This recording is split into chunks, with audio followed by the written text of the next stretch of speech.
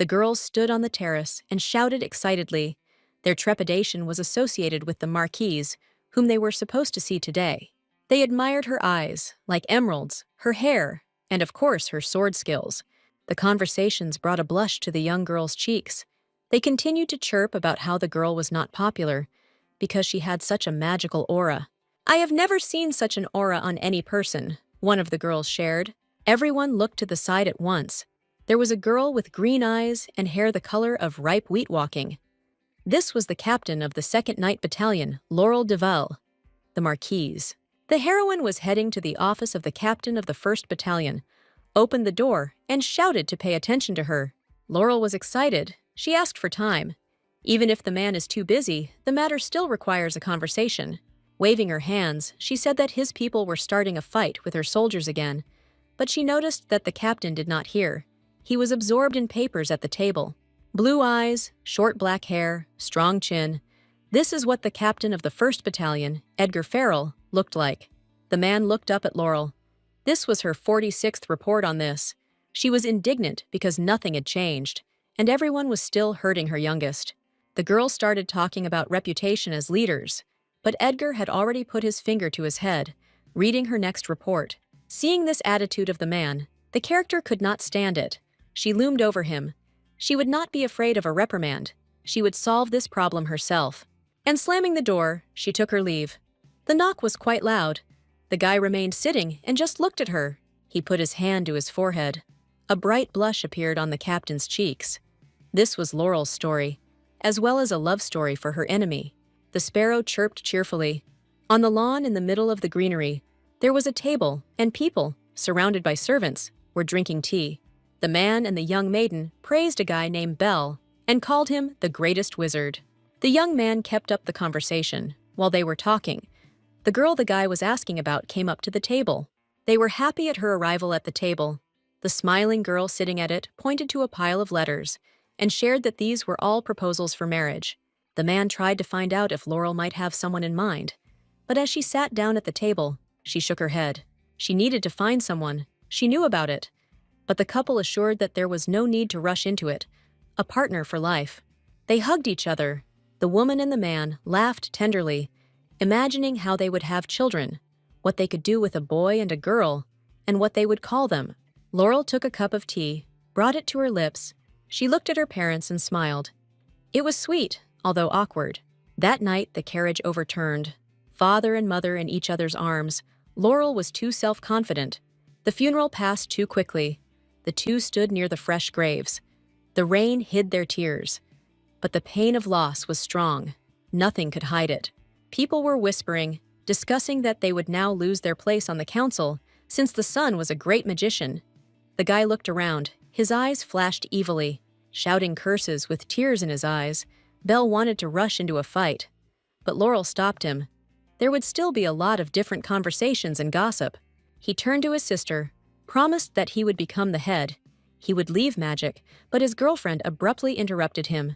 Laurel succumbed to him. They have a chance. She will become the head, and in no case should he be thrown away the opportunity because his parents were so proud. The men in the hall shouted over each other. They swore and argued that it was unacceptable to become a marquise's woman. It was better to transfer the title. Archduke Jan decided that other nations would look down on them because there was a woman on the council. This was impossible. The girl exclaimed that everything will work out. You just need to prove it. The law says about it. It's very simple. Leaning forward, Laurel loudly declared, placing her hand on her chest, that she would prove, like her father, with a sword, that she would become a knight. At the same table, I challenged Yang. The man darkened and was already clenching his fists in anticipation. The fair-haired young man, Prince Kane, laughed, covering his hand, at the girl who was attracted to the Archduchess. He also offered to give the opportunity to conduct a duel. If he wins, then he will be in the council. The Archduke tried to be indignant. Ian was not left without his word. If he loses, he will marry the man chosen by the council, and looked carefully. He smiled, pleased with himself, because his plan was perfect. He had planned the next event, so now he was sitting too self-confident. When the king turned to the girl, she jumped up and bowed, thanking His Highness. The sound of metal rang out. Blades clashed in battle. No one wanted to give in to each other. because too much was at stake. The man grinned. The young miss was able to surprise him. Not every nobleman can do this. He looked, and his blue eyes flashed. She bowed her face. This was not enough. She clenched her teeth. Sweat ran down the girl's face. She didn't want to give up. Suddenly, Laurel's sword broke off. She stared at it. Her eyes widened. Her mouth parted in surprise. The Archduke's grin became mocking. He was right when he said that the sword was just a decoration for her. Those around openly yawned, watching what was happening, and Ian continued to mock the girl, saying that the father would be ashamed of such a daughter. The king raised his hand, trying to stop the fight. Everyone saw that, although Laurel tried, there was an agreement, a title, but he did not finish his speech when he was interrupted. "This is just the beginning," was Laurel's answer. Everyone was indignant. How dare she interrupt His Highness? A golden glow began to emanate from the girl, enveloping her and caressing her, showing everyone that she could use her magical aura. Magic in the Empire is gradually weakening, so people with power are valued. But there is one drawback. With the birth of a child, all power or mana disappeared, so not many magicians wanted to start a family. The solution was just such knights with a magical aura. Their eyes sparkled with gold. She could stand up for her family. The king and prince leaned forward, exclaiming that they had found a jewel. Another master in the empire. The prince was also happy at this news. Surprise knew no bounds. Receiving the title became undeniable. Ian was stunned by such an event, opened his eyes and looked at the girl. Marquise Laurel became the first Marquise girl who knew how to use her ability to control a magical aura. And 3 years later, the girl takes out her sword and rushes into a brawl, because this time they have already gone too far. She attracted the attention of the men. Everything around darkened. They trembled with fear and formed a tunnel through which Laurel was heading. Coming closer, the knight raised her hand to her head and looked to the side, muttering something about crazy people.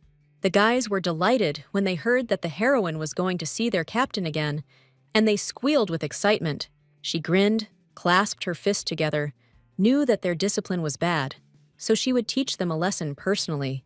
Through a magical communicator, the soldiers of the second night contacted him when he was calmly drinking tea with the prince. But now he looked up from this activity and was now reprimanding the men. After completion, I heard a reprimand from the prince about Laurel and the conversation with her. Edgar was indignant and asked not to meddle in his personal life, but Kane jumped up with his mug and pointed his finger at him, swearing. As soon as the first captain remembered Laurel, a blush immediately colored his cheeks and breathed out her name. The young man thought that the girl hated him, but the prince jumped up. He was looking only for good moments. He closed his eyes, exhaled, and replied that now he would take care of his love affairs himself. He raised his eyes to Kane, asked not to interfere. The relationship with the Marquise must continue. He looked without blinking. His blue eyes gave off ice. The men wondered what kind of important meeting Laurel had today. The prince nervously bit his nails. The guy jumped up nervously and sat down next to Edgar, bringing his smiling face closer, also impatient to find out who the lady was spending the evening with. The knight stood up, walked up to the servant, put his hand on his shoulder, calming and encouraging, to which the prince seethed with indignation. Eddie ruffled his hair with his hand and asked calmly for His Highness to leave all these love clubs. Moreover, without turning to the men, he leaned against the doorframe. He didn't like the Marquise that much. Prince Kane laughed. His cheeks turned red, exhaled, gave advice not to lie, since he doesn't know how. Futile attempts to say he doesn't like them were unsuccessful. The girl ran and waved to the young man. She was a little late and now felt guilty, squinting her eyes at the female figure. It was the girl's brother, Belfort, who turned around and smiled joyfully. He had just arrived. Just like his sister, Laurel was worried that she wouldn't have time to see the young man off. She asked excitedly if he had collected everything and calmed him down. They talked about new discoveries, about a parallel world, about the boy's move to the Tower of Magicians. The girl smiled softly. Warmth was reflected in her gaze. Balaam's parents would have been proud, she said, rubbing her eyes, as if inadvertently asking her sister about the fight. This was the 46th time they had already fought. She sighed and muttered about the rumors. The girl thought about this, but remembered all the meetings with the captain. All the documents that she handed over had to be checked personally by him. He constantly accidentally circles around her territory, And always, absolutely, when he sees her, he has a happy face. During general training, he constantly watches the heroine, worrying that she does not receive serious injuries. Remembering everything, she clenched her fists, growled, got angry, didn't understand at all why the first captain didn't like her so much. Her brother was surprised. She coughed, waving her brother off, and saw him off. He had to go, but he rummaged around in the bag, looking for something that needed to be given. She was surprised when she found a box in her hand. Belfort laughed, not just any box. He smiled smugly, winked, folded his hands. Did it himself, letters will come to her, because the Tower of Magicians is too far away. While the confused Laurel looked at the box and turned it over in her hands, the guy did not shut up, talked about its properties, called it a negotiation box, put a note, and it was immediately in his hands. She lovingly stroked the gifted item. It was the best thing her brother created, and she told the guy about it. They were interrupted. The prince's servant came up and said that Edgar was waiting for Laurel in his office. The girl was indignant, scolding this obnoxious man. The brother and sister hugged. The girl, as the eldest, gave instructions to the younger one to carefully reach the tower. Seething with anger, she hid her face, went to meet the captain, was dissatisfied with what she called whenever he wanted. I didn't even have time to get to the office when a letter arrived from my brother. I happily took it out and started reading as I walked. But as soon as her eyes read the first line, the greeting, her face darkened. Joy gave way to thoughts. She wrote the letter herself, to herself, but only from another world, using Belle's box. The other Leah hoped that at least this letter could get through. The signature said that she was Fariel. Edgar immediately came to mind. Men's voices were heard from the open door, arguing about where to put the bouquets. The girl listened and became interested in what was happening. I looked inside and was surprised to see scattered flower petals and two guys arguing. The man turned around, stared in surprise at the captain. Laurel muttered his name. She turned sharply away from the guys, reading the letter, could not believe the truth, and believed that her brother was joking with her in this way. She screamed loudly and grabbed her head. But it was her handwriting. The men were scared from the scream. They were worried. Edgar began to talk about the strangeness of the marquise, turned around, gritted her teeth, could not fall in love with such a person, and growled. She screamed, opening the doors. What it was. Let him bother to explain to her everything that was happening here. He closed his eyes, raised his hand to his head, and muttered that he shouldn't pay attention, at which Laurel became even more agitated. Having become gloomy, she turned to the guy. She didn't have much free time. Once again, she didn't want to be disturbed quietly, but she answered firmly. She turned around and tried not to think about the note. She didn't care about the captain's personal affairs.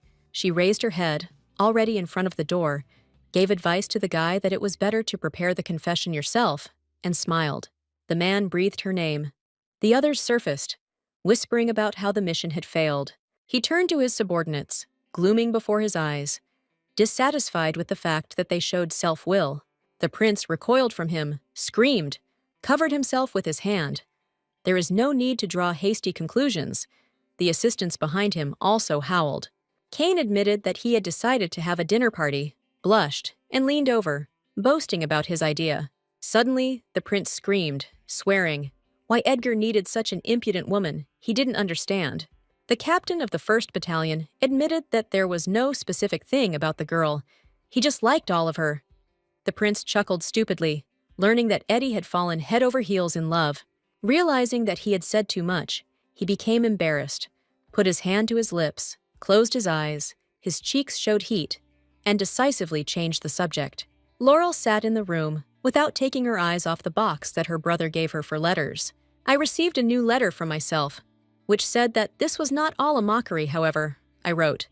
Talking about parallel worlds, the girl was holding a letter in her hands, covering her mouth with her hand. Her eyes ran over the lines. 5 years, such a difference between their worlds. She also told a secret phrase that only Laurel knew to prove that she was from another world. She raised her eyes, became gloomy, and decided to talk to her brother, to definitely discuss everything on his next visit. After all, Belle is the best magician, a magnificent one, sat down to write a reply letter and dipped her pen in ink. She asked the question that tormented her as soon as she saw the name, about Edgar, and put it in the box. A sound was heard, and the letter was sent. The response note did not take long to arrive. It was already written about happiness with him. It was also interesting to find out about Eddie in the captain's world. The girl grimaced. Sweat ran down her face when the conversation turned to the guy's favorite dish. She wrinkled her nose as the lady from the letter called him her favorite. But Laurel was surprised by other lines. It also said tear, and the question of how she managed to become a marquise. She raised her hand to her lips and thought. Her father was seriously injured in that attack on the carriage. She asked about her father. What happened to him? Because he simply resigned. She covered her mouth in fear. They had suffered from criminals. Now this phrase was beating in her head. She thought that they had suffered by accident. She jumped up, dropped the chair, spilled the inkwell on the floor, and the ink stained the letter. She asked Laurel to find and punish them for her too. The girl was sitting on the bed. A maid approached her and asked her to close her eyes. The woman put a cold bag to her eyes. The mistress tried to brush her off, saying that she didn't cry, she just rubbed it. She took the ice, thanked the nanny, and assured her that everything was fine, everything was normal, and nothing had happened. I remembered that there was a brother there in a parallel world, and he was actively being prepared to become a marquise, so the girl was able to get married. In that world, Mom and Dad are still alive. She has a brother. Happiness is in the air, but here they are dead. She thought about it, removed the bag, and looked at it. An investigation in their world revealed an accident that happened to her parents. It's true that Laurel also didn't know anything when the nanny tried to take the ice and asked her to leave it. She will start from the very beginning. Duke Fariel was involved in the investigation. A serious man came to mind. The woman screamed, took the ice, and applied the bag herself, scolding her that she was trying to do everything, but she needed to be able to relax. She looked at the nanny. A new cafe had recently opened, and said that young noblewomen often drop by there. She pulled back the curtain, turned around. The rain has passed. Let her go get her favorite desserts. No need to make her old nanny worry. Confused, she raised her eyes, exhaled, and the nanny muttered that she needed to take dessert for the Fariel family as well. But the woman shouted, reminding him that she was invited to the lady, and she meant her, not her son. We were greeted by girls at the entrance to the cafe, light-hearted, smiling, and invited us to move on. Laurel squealed joyfully, immediately saw a caring female hand here. Her eyes lit up from all the splendor. The girls sitting at the table giggled. They saw the marquise and chirped enthusiastically. Even in this cafe, she was the most beautiful of all. I headed to the counter, where the seller raised her hands and almost screamed with joy, realizing who had come in and was buying dessert. Stars lit up in her eyes. She held her hands to her face. She wouldn't regret coming here. They wouldn't disappoint. She showed them their menu, all the delicious cakes they had, and also offered original desserts, new ones, intoxicating with the smell so that one's mouth watered at the mere sight. The other cake was chocolate, so delicious you could go crazy. There is also a third cake, a lemon cake, which is the best 3 desserts on the cafe menu. The woman leaned over and whispered confidentially that there were still many positions here. If she wanted, she could tell about them. The captain shook his head. Laurel's eyes were already glued to the chocolate dessert, frowning if she could try it. The girls whispered behind their backs. It was surprising about their love for cakes, but they remembered that she was a lady, and upon hearing this, the captain became gloomy. And the memories themselves took her to those men who shouted that a sword is an adornment for a woman, a weak body for a knight. All the offensive words flashed through. The seller brought me out of my memories, apologized, muttered that it was all a gift. I needed help with this.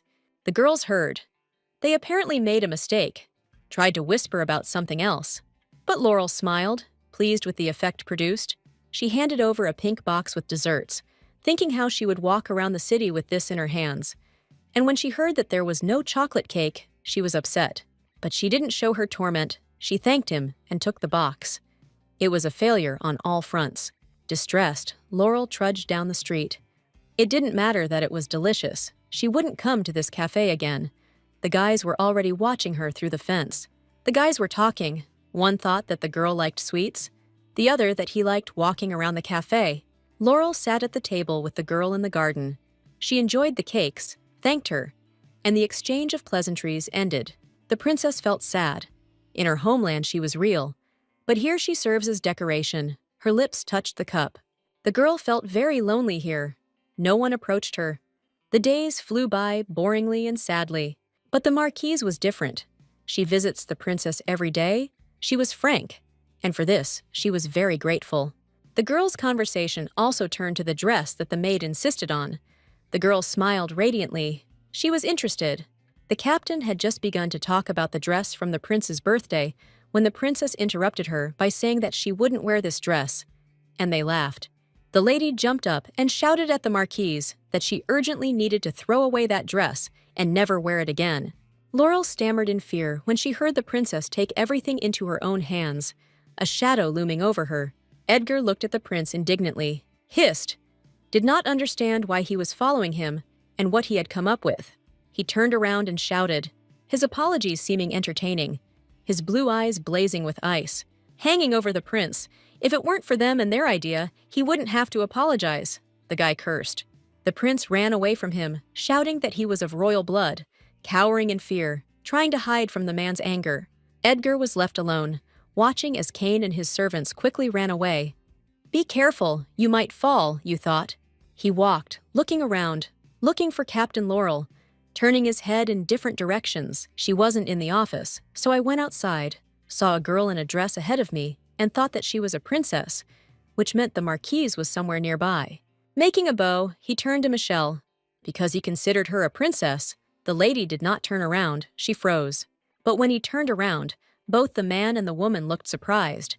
She stood in front of him in a beautiful dress. They stared at each other, silence reigned.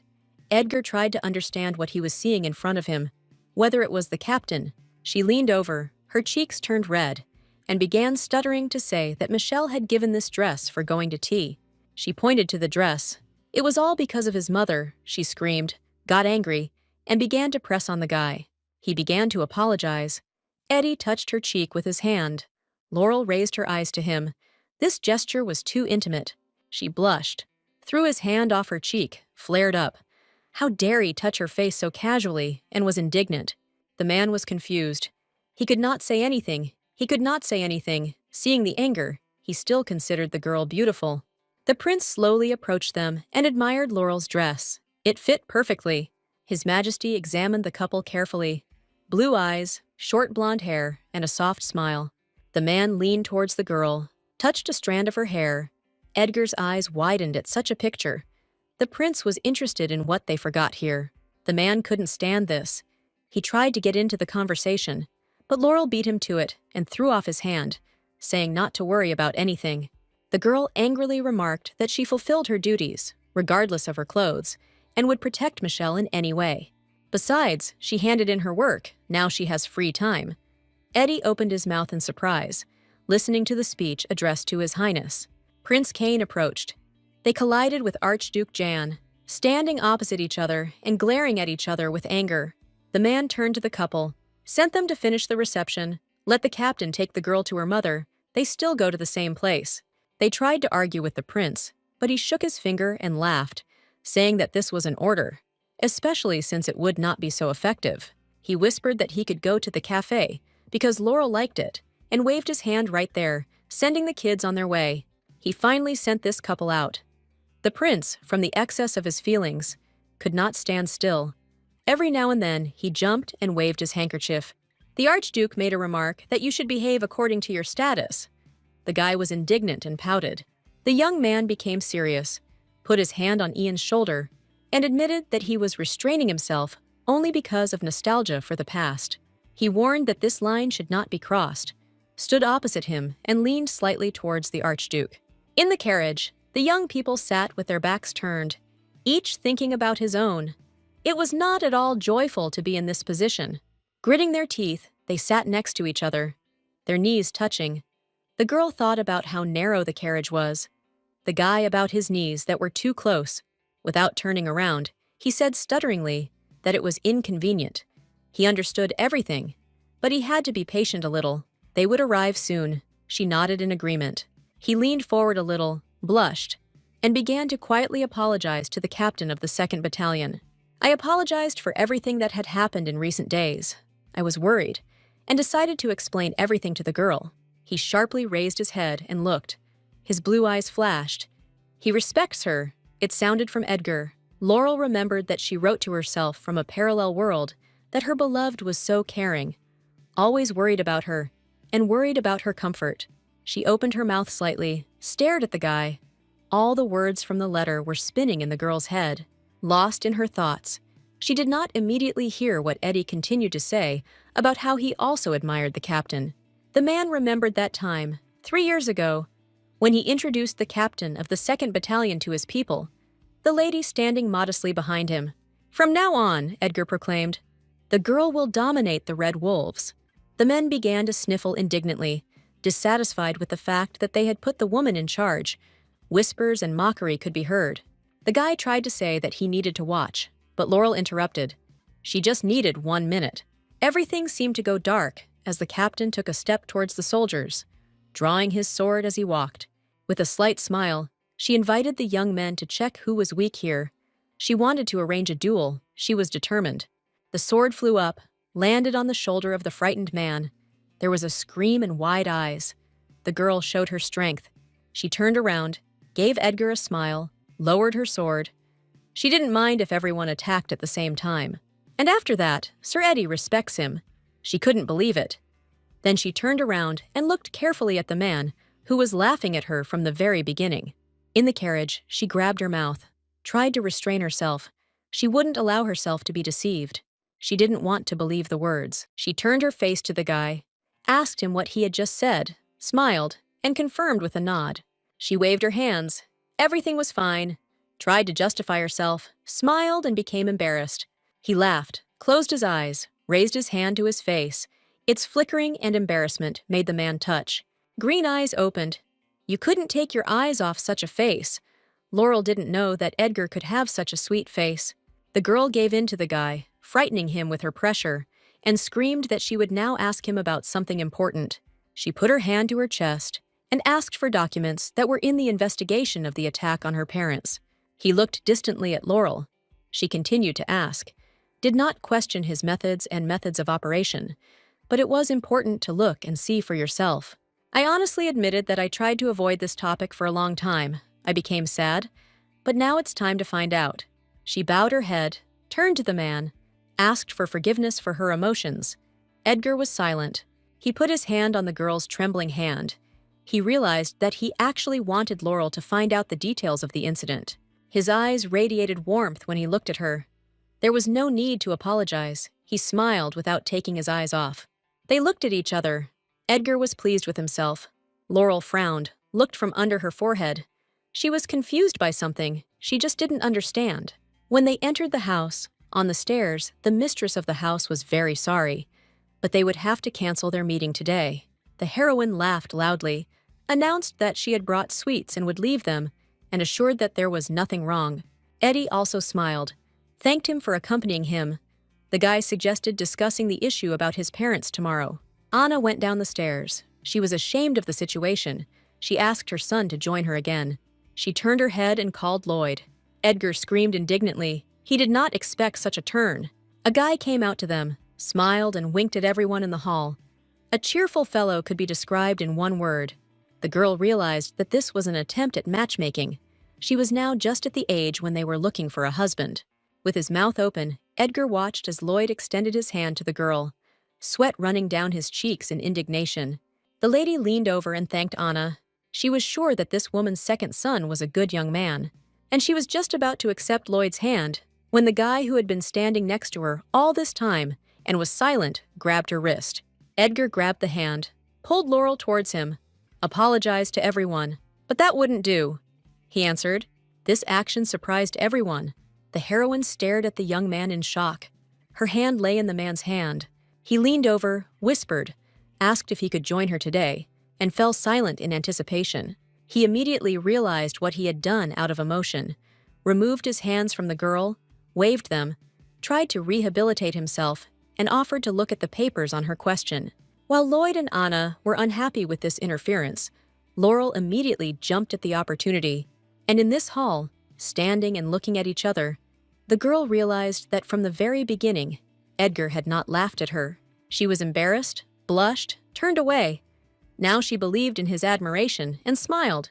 She raised her hands. It's still not clear why she did this. Laurel was angry. Eddie turned to his mother, apologized, and bowed. And although his mother was gloomy, Lloyd exhaled and laughed. He wanted to honestly admit that he was relieved. He touched his forehead. In general, he felt ashamed in front of his bride.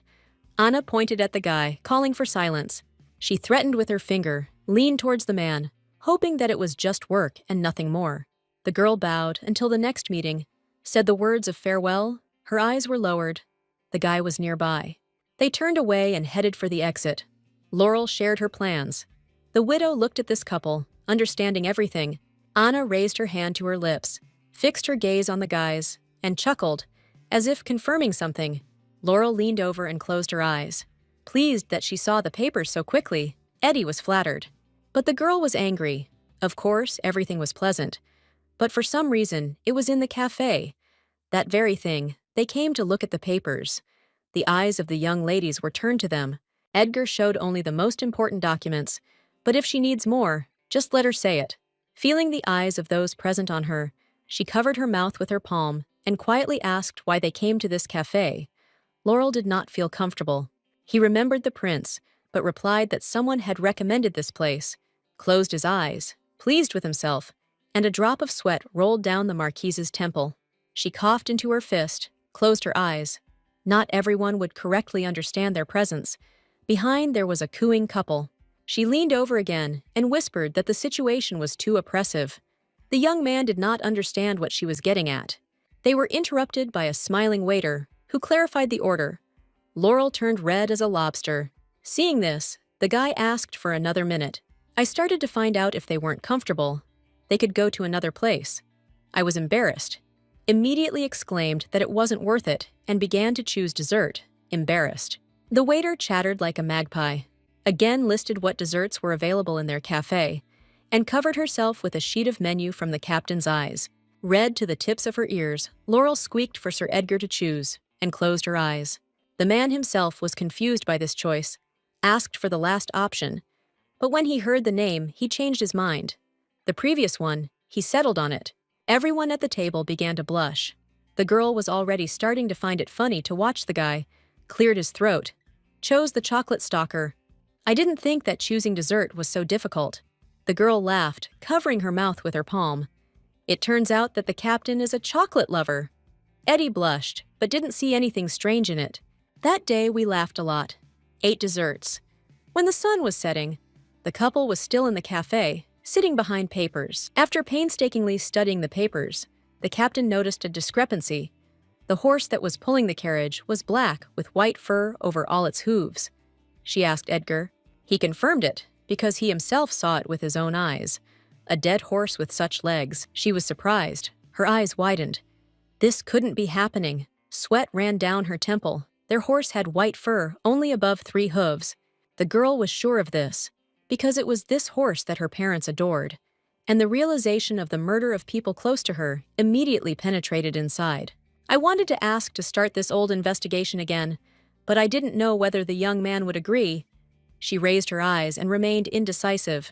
Before she could make a sound, Edgar interrupted the girl, running his eyes over the document.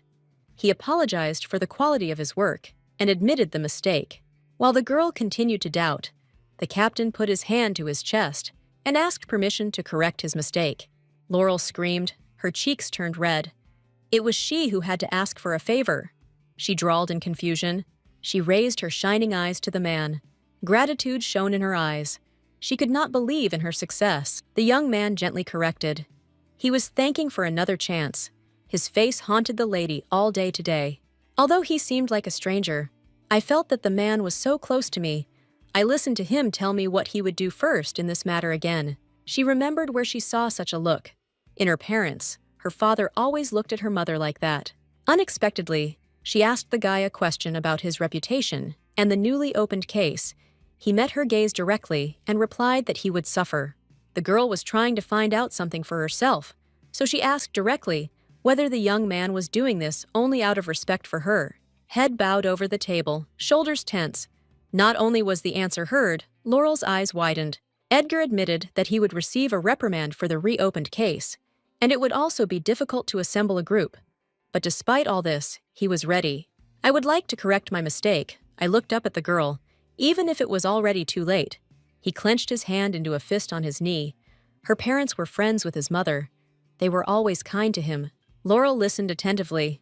If the death of her parents, the man continued, was not an accident, then he must look into it. He offered his deepest apologies, put his hand on his chest, and again asked for permission for a chance to make things right. The girl became embarrassed, bowed her head, raised her hand to her face, remained silent, and about to answer, chuckled. I could barely restrain my emotions and asked to finish for today. The guy noticed the torment and nodded in agreement. Laurel was almost leaving when she remembered something and turned to the man without turning around. She didn't turn around because tears were rolling down the girl's cheeks. She thanked Edgar, sincerely and warmly. The young man jumped up alarmed, following the captain with a worried look. Prince Cain was flying towards him across the entire hall, shouting that he had sent the girl off. The guy turned to him. He didn't expect to see them. The boy's face immediately changed.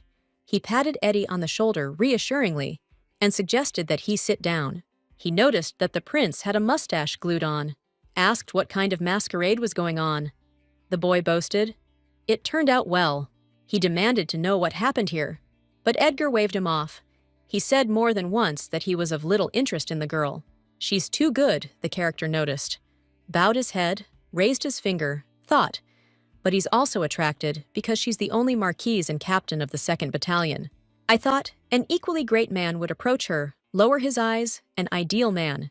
And speculation began to flow about what this young man should be like, what his status was, and both the prince and his servant were horrified by this. Cain's scream brought him out of his thoughts and asked his friend to calm down and stop, because it wouldn't suit him if Laurel married someone else. And although the young man's words sounded like agreement, his actions betrayed his nervousness. Out of anger, he stuck a pencil into the tabletop, with only one thought about something else in the captain's mind. One knight came to the prince's mind who would suit the girl very well. This is Pip, the son of a viscount. Edgar exhaled, put his hand to his head. If in this way he is trying to arouse jealousy in him, then it's not worth it, the prince cried. And yet, Cain did not understand why they could not be together.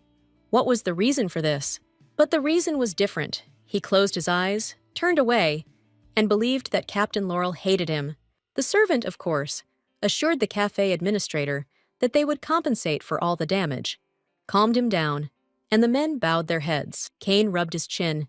You can come up with something in any situation. His eyes began to dart. Laurel trained, worked diligently with her sword, honed her movements, deftly dodged mental enemies. The captain remembered her parents. Who could have done this to them? There were many questions. Unfortunately, there were no answers. Something haunted the girl, tormented her. Who replaced the horse? Where did the coachman and bell go? The image of her brother appeared before the lady. What would she say to her brother? She stopped, exhaled, leaned over. Time to catch her breath. She trained too hard. She regained her breath, looked over her shoulder. The nanny was running towards her and screaming. The obese woman was moving quite quickly. All wet, the woman clutched the collar of her shirt. She knew not to disturb Laurel, but Lord Fariel stopped by and left a gift. The girl was surprised, opened her mouth slightly. The nanny was already holding out a black box to her. As soon as this box fell into her hands, she screamed. Her face became red and wet from the heat, and she was overcome with anger. I looked at the box. Really? I thought. He personally came to just give a gift. But she immediately screamed, pulled her hands away. The young man had been suspicious all day and assumed that there was a bomb there. I remembered everything that Edgar said and how he behaved in the cafe. His words were so sincere, his face brightened. With caution, she untied the bow on the box, kept her distance. Her hands began to tremble and tried to very carefully lift the lid. It was not at all what I expected to see in this box. A beautiful bouquet of flowers. A gift from Eddie. The aroma filled the room. I lifted the flowers closer to my face. Surprised, Laurel turned her gaze to the squeaking box, was amazed by the captain's gift, did not immediately take the note, and stood for some time with flowers in her hand. She put the bouquet back into the box, and with her other hand tried to reach and open the box with the letter.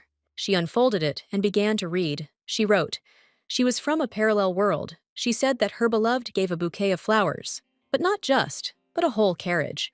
I bought all the flowers that mean love in the language of flowers. That's why there are so many of them. Now they have replaced all the flowers in the garden." Laurel chuckled and looked at her bouquet of flowers. She called the nanny, holding flowers in her hands. The woman ran in and began to inquire about the girl's well-being. She showed the bouquet. Did she know what kind of flowers? The nanny gasped. "It's adenium," exclaimed. "The most expensive flowers, and they bloom in the red desert." She responded admiringly. She pressed her carefully to herself, was surprised when she found out that in the language of flowers, these flowers meant consolation. Her eyes widened from the realization of closeness with a man. A soft smile appeared on Laurel's lips. She looked again at the flowers. The man's concern was pleasant.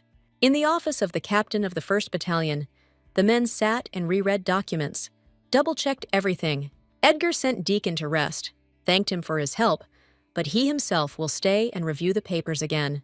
The guy screamed. He didn't understand why the captain worked so hard. He slept only 4 hours in 3 days. Love, of course, is wonderful. The deacon continued to be indignant, but not to his own detriment. Edgar was indignant. He did not do this out of love for the captain. The young man remembered that gloomy box in which there were flowers. He was indignant. He needed to give something light and beautiful.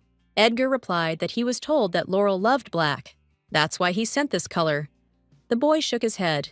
He trusted this club with the prince too much. Deacon clasped his hands and looked at the captain. He didn't understand why he couldn't say his feelings directly, but he reminded that there are few women who rule their family. The boy was surprised and cried out.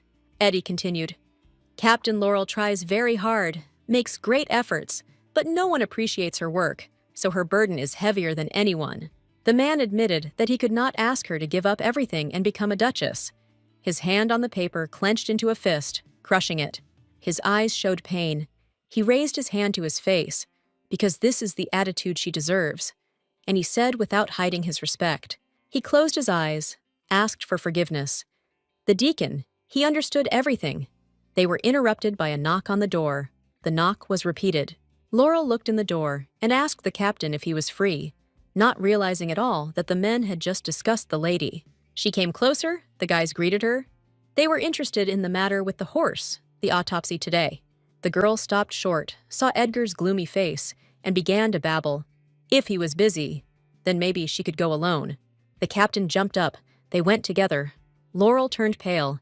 She did not expect such agility from the man.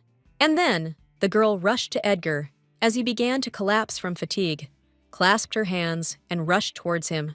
The man fell straight into Laurel's arms, wrapped her arms around him, pressed her whole body against him, holding him. She squinted her eyes at the guy, worried about him. There was concern in her eyes, whether everything was okay with him. Edgar turned red, sweat poured out, and Edgar couldn't say a word. This was also unusual for him. He turned away from her. His face was red. He was embarrassed. Everything was fine with him. He spoke hastily. He assured her that everything was absolutely fine. The girl argued, "It's clear that he's not feeling well, so he can go alone." The deacon remained silent, only giggling, watching the couple. And while the guy was happy for them that progress was visible, a guy burst into the office screaming and fell. It was the same son of the Viscount, Pip. He jumped up to the girl, fell to his knee, and took her hand, stars sparkling with joy in his eyes. Edgar's face changed when he saw the girl's hand in the man's, and raised his eyebrows in surprise. The two continued the conversation, smiling sweetly at each other. But the captain was burning with rage, his dark face betraying dissatisfaction. Pip presented her with chocolate cake and hot tea. Laurel was surprised, raised her hand to her mouth. Edgar was indignant. While his face changed color from dark to pale, the boy took advantage of the situation. Later, they headed along the path to the horses. The girl did not expect Pip to bring her a cake. She shared it with the man. Edgar was gloomy, and Laurel did not stop chirping and praised the boy. Apparently, he was apologizing for arguing with the soldiers in this way. The man who accompanied them to the horse explained that he hesitated for a long time what to do. But since the gentleman loved this horse, they decided to do everything in the best possible way. Edgar noticed that the girl's cheerful mood had disappeared. He offered to check it himself. He looked worried, but refused help. She wanted to do it herself. As soon as the escort approached the digging guys, his face changed. Something was wrong. Laurel walked closer as the men shouted at each other in confusion. She looked down. Eddie looked surprised too. They were sure of it. They were burying the horse here, Lord, and the guy looked over his shoulder. But in the grave, there were definitely not the remains of a horse. This was confirmed by the heroine. She saw a chimera, since her brother studied magic. Tears streamed down her cheeks. They were definitely killed. Now the girl is sure of this, because this is not her parents' horse. Laurel clenched her hand into a fist. Edgar watched her, concern reflected in his gaze. He wanted to touch his hand, but hesitated. He didn't take the risk. Instead, he held out a handkerchief, asked to take it, turned around. Her wet face from tears looked at the outstretched hand. The man asked to trust him. He would become her sword. He spoke decisively, fully aware of his words. A man in a red suit was reading a book while sitting, and looked down to see white mice running around. I asked someone how long they would be in this outback. I already wanted to leave quickly. The man raised his eyes, smiled. There was no way to please. What he didn't like this time, Ignis clarified. The young man tried. He ran up. If the girl needed something, just to say he would do everything, he looked ingratiatingly. He looked at the lady with a loving gaze. Exhaled, put his hand to his cheek, and would kill anyone for her sake. She pressed her to her knees, stroked the man's head. They waited for the old man for a long time. The guy clung to her contentedly. They can leave if they just want to. Madness flashed in the guy's eyes. They can get rid of people right now. The chimera is ready and waiting for an order. A smile appeared on the girl's lips, as if she knew that the fun would soon begin. A bird sat on her hand and grabbed it with its claws. A slender girl with red hair stood up, raised her hands, straightened her hood. The smile on her face did not leave. There will be a lot of interesting things ahead. It's time to destroy them. Back in the office, Laurel and Edgar are again leafing through and looking through the papers, lost in their thoughts. The girl read carefully and did not pay attention to the guy. He only did what he admired, so the question took him by surprise. She handed over the documents. They also need to be checked. The young people's fingers touched. From this closeness, a trembling struck. Edgar threw up his hands and scattered all the papers, making Laurel frightened by his actions. He sat back down. The man's face turned red, covered his mouth with his hand, and worriedly asked about his well-being. She touched his shoulder with her hand. Edgar blushed even more, and the girl was worried about him. She thought something was hurting him. Laurel jumped up. She would call the doctor. The man stopped her, raised a glass of water to his mouth, and cleared his throat. She exhaled, sat back down, and returned to the documents. Not noticing Eddie's thoughtful look, they reviewed everything. Everything was ready. She looked up and hoped that the meeting regarding the reinvestigation would go smoothly. The meeting was exciting. The case was closed 3 years ago. People reminded the king. They did not understand why it was worth raising everything again. Laurel tried to explain that they were forming a team and would check again. There was a reason for this. Bowing her head, she asked to think of her not as a knight, but as a suffering resident. Ian couldn't remain silent, so he spoke offensive words for the girl, saying that she was taking advantage of her position, so she was asking to open a case. The men argued again, considering it a privilege. They would be blamed if they raised everything again, and His Highness assured him of this. Sweat ran down Laurel's face. She couldn't raise her head. Anger overwhelmed her. She urgently needed to come up with something. I heard Edgar speak, squinted at him. He was talking about the girl's father, and that everyone received help from him at least once. He reminded those present that the man was always the first to go into battle and open his warehouses. Many people still come to his grave to this day. Despite the time of year, flowers were always there. The young man did not think that the people would be against the opening of the case of this great man. No one would condemn him. The man bowed his head. Even if this discredits him as initially responsible for the closure, he would like to reopen the case. Edgar asked His Majesty. Laurel looked at the guy in shock, as if she had seen him for the first time. The old king clarified that he would indeed take responsibility for his words from the guy, who nodded. His Highness stood up, extended his hand, and gave his permission to create a team for the case. The girl's late father was dear to her, and the king, whoever objects to this decision means against him himself, raised her shining eyes and sincerely thanked him. A satisfied prince was moving along the corridor. The captains were walking slightly behind him. The guy was happy about the work done and congratulated them. Suddenly, Laurel Yang called out. He would like to discuss something with her in private. The girl looked at the man in surprise, bowed his head, put his hand on his chest. He wants to help the investigation team, but he wanted to talk to the captain personally. He raised his head. His blue eyes sparkled with ice. He admitted that Sir Edgar's words made an impression on him and gave him food for thought. He put his hand on her shoulder and understands that it has been difficult for her since the death of her parents. He leaned too close and apologized heartfeltly for adding fuel to the fire. Laurel removed his hand, smiling. No need to touch. Understands him, but no need to touch her. Ian laughed, removed his hand, narrowed his eyes, agreed with the girl, but stood his ground. He still wanted to help her team. Since Belle left to study, they do not have a magician. The girl raised her shining eyes, listened attentively, nodded, agreeing that without a magician, the work would be difficult. That's what they decided, since the Ministry of Magic is under the control of the Archduke, the lady reminded. He would send the Archmage to help. He leaned with both hands on the cane. Didn't really expect an answer from the girl. Everything had already been decided. She whispered hesitant agreement. As he left, throwing over his shoulder that he would see him soon, Laurel bowed goodbye and thanked his lordship. Without turning around, he remembered something. He wanted the captain to know. He fell silent, gathering his thoughts and making the girl nervous. He squinted his eyes, quietly but audibly said that he also respected Laurel's late father. A smile flashed on his compressed lips. Prince Cain screamed with excess emotion when the girl returned to them, asked how she was, raised his hands to his chest, clenched them into fists. He exhaled, frowned. He was very worried about her. Edgar clarified whether everything was really all right. The heroine assured and reassured everyone present. She admitted honestly that the Archmage offered help, but she was skeptical at first.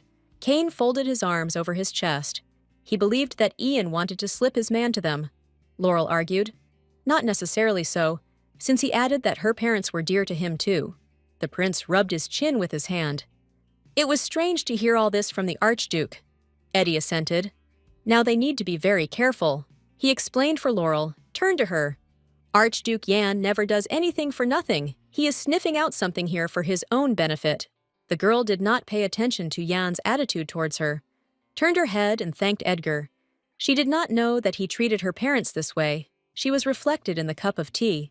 If they were alive, Laurel understood from the letters that life could be different. Baking pies with her mother, having fun with her father, arranging surprises.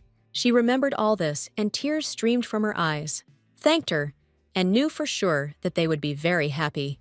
The men froze. They were surprised by such a reaction from the captain. They could not move or speak. They watched and waited. She covered herself with her hand, hiding her tears, apologized. The prince waved his hand. He didn't see anything strange in this. Let him not pay attention to them. Edgar did not say anything, but touched her shoulder with his hand, hiding his eyes. Did not look at the girl. Looked in surprise, amazed at such a movement. Concern not typical of him. He lowered his head and said soothingly, if her parents had known that they would have such an amazing daughter, they would have been proud of it and happy. I noticed the guy's condition. His body was shaking. Beads of sweat appeared on his forehead. He was even worse than she was. Laurel laughed through her tears, raised her hand to her mouth. She didn't think that the captain was such a good one. She joked, and the situation immediately became better. She laughed louder, thought he was arrogant, that he was like a wallflower, closed her eyes, couldn't stop laughing. The guy turned pale. I waved her away, closed my eyes. There was a misunderstanding. No apology was needed. My cheeks turned red. She laughed it off, got up. She had to go. She had things to do. The men said goodbye to her and hurried to leave. The prince smiled, brought his face closer to Eddie. Everything seemed to go well, nodded and agreed. She closed the door, leaned her forehead against it, exhaled, thought she was going crazy, and knocked lightly on the door with her forehead. Sweat ran down her red face. She didn't understand why the young man's face looked so attractive at that moment. She was definitely going crazy. Several guys and 2 women who were here will again begin to investigate the murder of the Marquis and his wife. Edgar introduced the magician from the ministry. You need to be polite with her. The girl with short purple hair bowed her head. The girl's name was Katie. the head of the Ministry of Magic. A deep voice replied that it was an honor for her to participate in the investigation. The guys from the 1st Battalion and the 2nd Battalion shouted over each other and admitted how glad they were for her. Edgar shouted, calling Sir Pip to rest, himself horrified by the behavior of the men. Laurel didn't think long. She hit a guy from her battalion. He immediately became quiet, and those present at the table looked surprised. The boy fell to the floor from the blow. The heroine turned around, looked at the people, apologized. She taught them a lesson. Katie closed her eyes. She was honest. She was enjoying this lively atmosphere. Apologies were not appropriate. Edgar explained that the girl was the sister of Her Highness Michelle. The guys screamed. They recognized the smile, which is why it caused a stir. They showed her the thumbs up. The girl was admired. To become the head of the Ministry of Magic, having arrived in an unfamiliar country. Of course, Katie was flattered by this, but she didn't show it. Immediately switched the topic to the investigation and busily clarified what was wrong with him. Examining the documents, the magician came to the conclusion that the residual traces on the chimera would help find its owner. There was one problem, that the body was old. Mana would be more difficult to get, the Archmage thought, and raised her hand to her lips. Finally, she said that it would take 3 months. Edgar became sad. In fact, he was counting on less, but that means he needs to spend these months usefully. The guys reasoned, rubbed their chins. 3 years ago, the captain studied everything. The coachman was killed somewhere in the wilderness without witnesses. It is still necessary to double-check everything again. Edgar gave the order, and there was already a volunteer who wanted to do this. Laurel volunteered for this case. She has a source, but she will tell about this later, whether they will trust her. She waited for an answer, raising her eyes. The girl was sitting in her room at the table. Next to her was that same box, and letters from her to another were scattered on the table. The pen skimmed over the paper, asking how the girl was doing. Today she wanted to tell you something. Laurel grabbed her head. Tears were coming. She wanted to write in the very first letter, but she couldn't bring herself to do it. She decisively wrote about the accident when her parents could not escape. Told everything. Did not keep it to herself. I was grateful that I felt my parents alive again from the letters.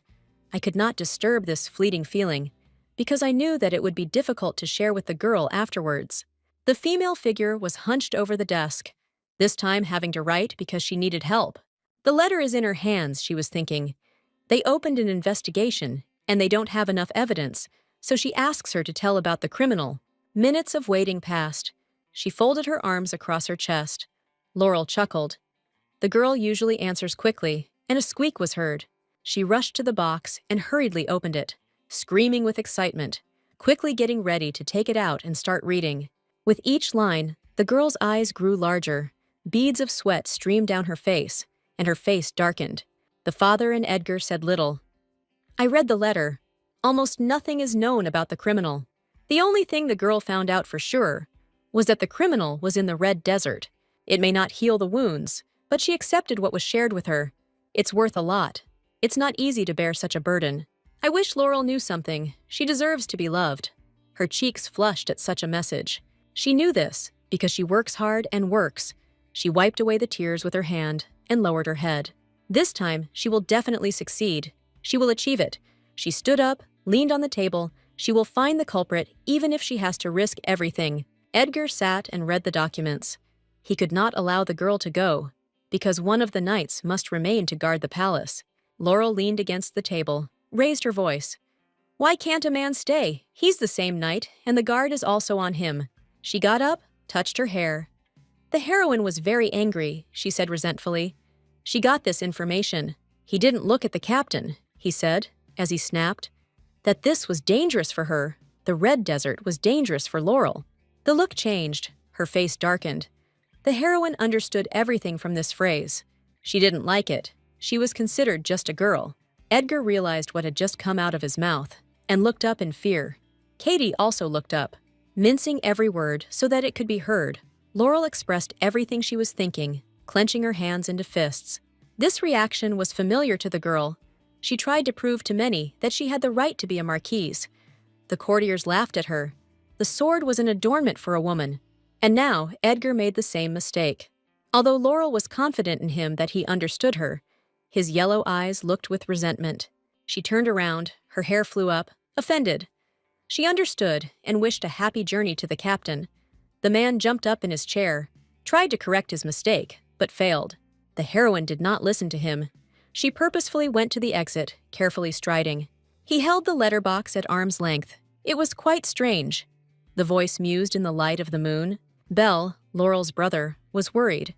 He kept looking at the box in his hands. She had not responded for quite a long time.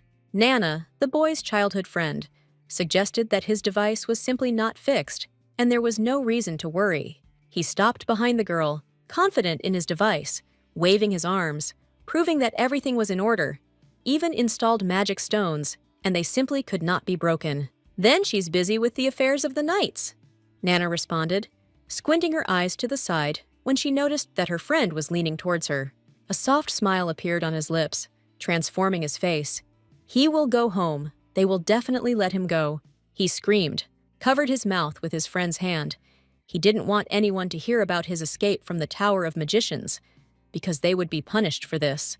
The fugitives are recognized as traitors to noble magic, branded and hunted for the rest of their lives. Therefore, the young man shouted, a smile shining on his lips. He will have to be very careful in this matter.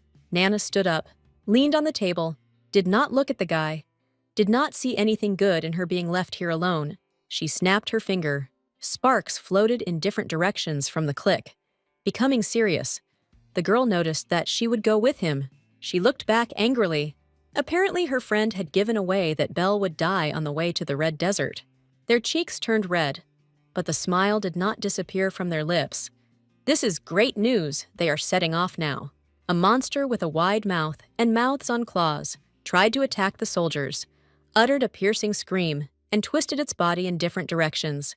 Edgar asked skeptically, "Does anyone even live in this place?" Covered with a hood, only his eyes sparkled.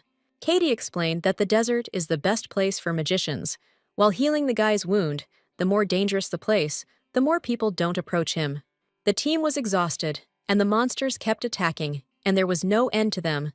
The young men howled. There was also a storm ahead. Waving off the next monster, they will stop there and return to the village. The man gave the order. The tired guys exhaled. They had no strength left. Someone was sitting on the sand. Someone was leaning on a sword. They nodded in agreement. The index finger pointed to the side. They would not have to return to the village. Katie pointed to a house in the middle of the Red Desert. A small wooden one. They could spend the night there. Edgar waved it off. No rest. Covering his face with a cloth, deep in thought, ready for battle. A large crowd of them approached the house, knocked on the door, asking if anyone was there. At first it seemed that there was no one, but suddenly there was a crash, and something flew out of the door. The soldiers scattered. Edgar and his men flew into the room, put out his sword, and were met by a hand that was about to use magic. The sharp blade touched the man's neck, leaving a cut, blood seeping through it. Everyone rushed towards the enemy. A warning rang in the air. Anyone who moves will immediately be killed.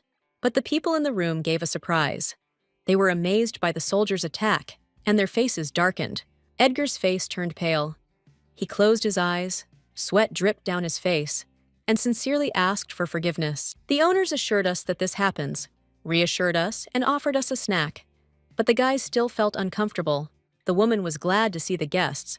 She also told about the owner of the chimera. She had heard this, but quite a long time ago, and put her fingers to her lips. A man and a woman looked at each other.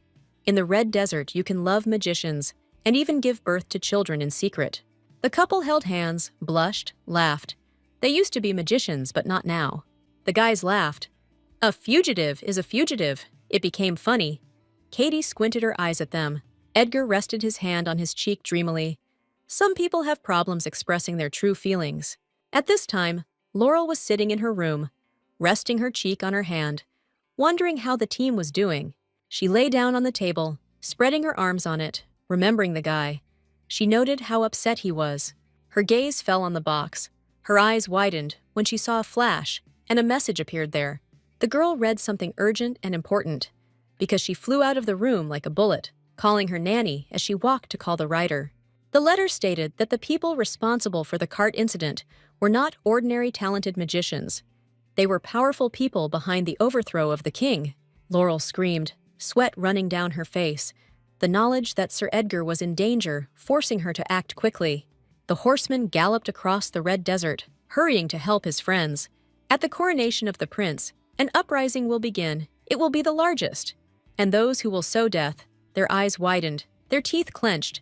The girl saw a magician in front of her. The figure was completely flooded with a bright light that came out of his hands. This is the person who controlled the chimera. Edgar also tried to fight with the bright light. A trickle of blood flowed from the corner of his lips. The young man's clenched teeth and narrowed eyes betrayed his internal struggle for his strength. The guys were worried about their captain, but he interrupted their chatter.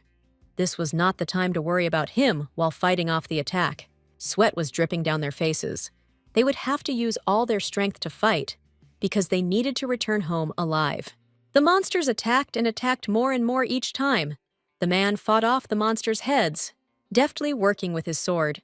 The man, the owner of the hotel in the Red Desert, growled about killing these people. The woman agreed with her husband. The captain shouted, turned around, and gave the order for the archmage to prepare to open the portal, cutting the monster with his sword. A strange creature, a mixture of a bird, a dog, and a scorpion, stopped, stuck out its tongue. The owner showed thumbs up and was glad that everything was going well. The man spread his arms to the sides. He was wounded by a bright ray of light, caught unexpectedly, and pierced from the back. Laurel came to his aid, covered him with her body, repelled the attack, the yellow light of her power emanating from her. The girl resolutely walked towards the monster, easily played with her sword in her hand, and slowly approached. Belle and Nana were also here and held their fists for their sister. The weakness of the chimera is the joints between her bodies. If you get to another place, regeneration will work. Listening to her brother's tips, the heroine actively worked with the sword, delivering precise blows to the clutches of the parts.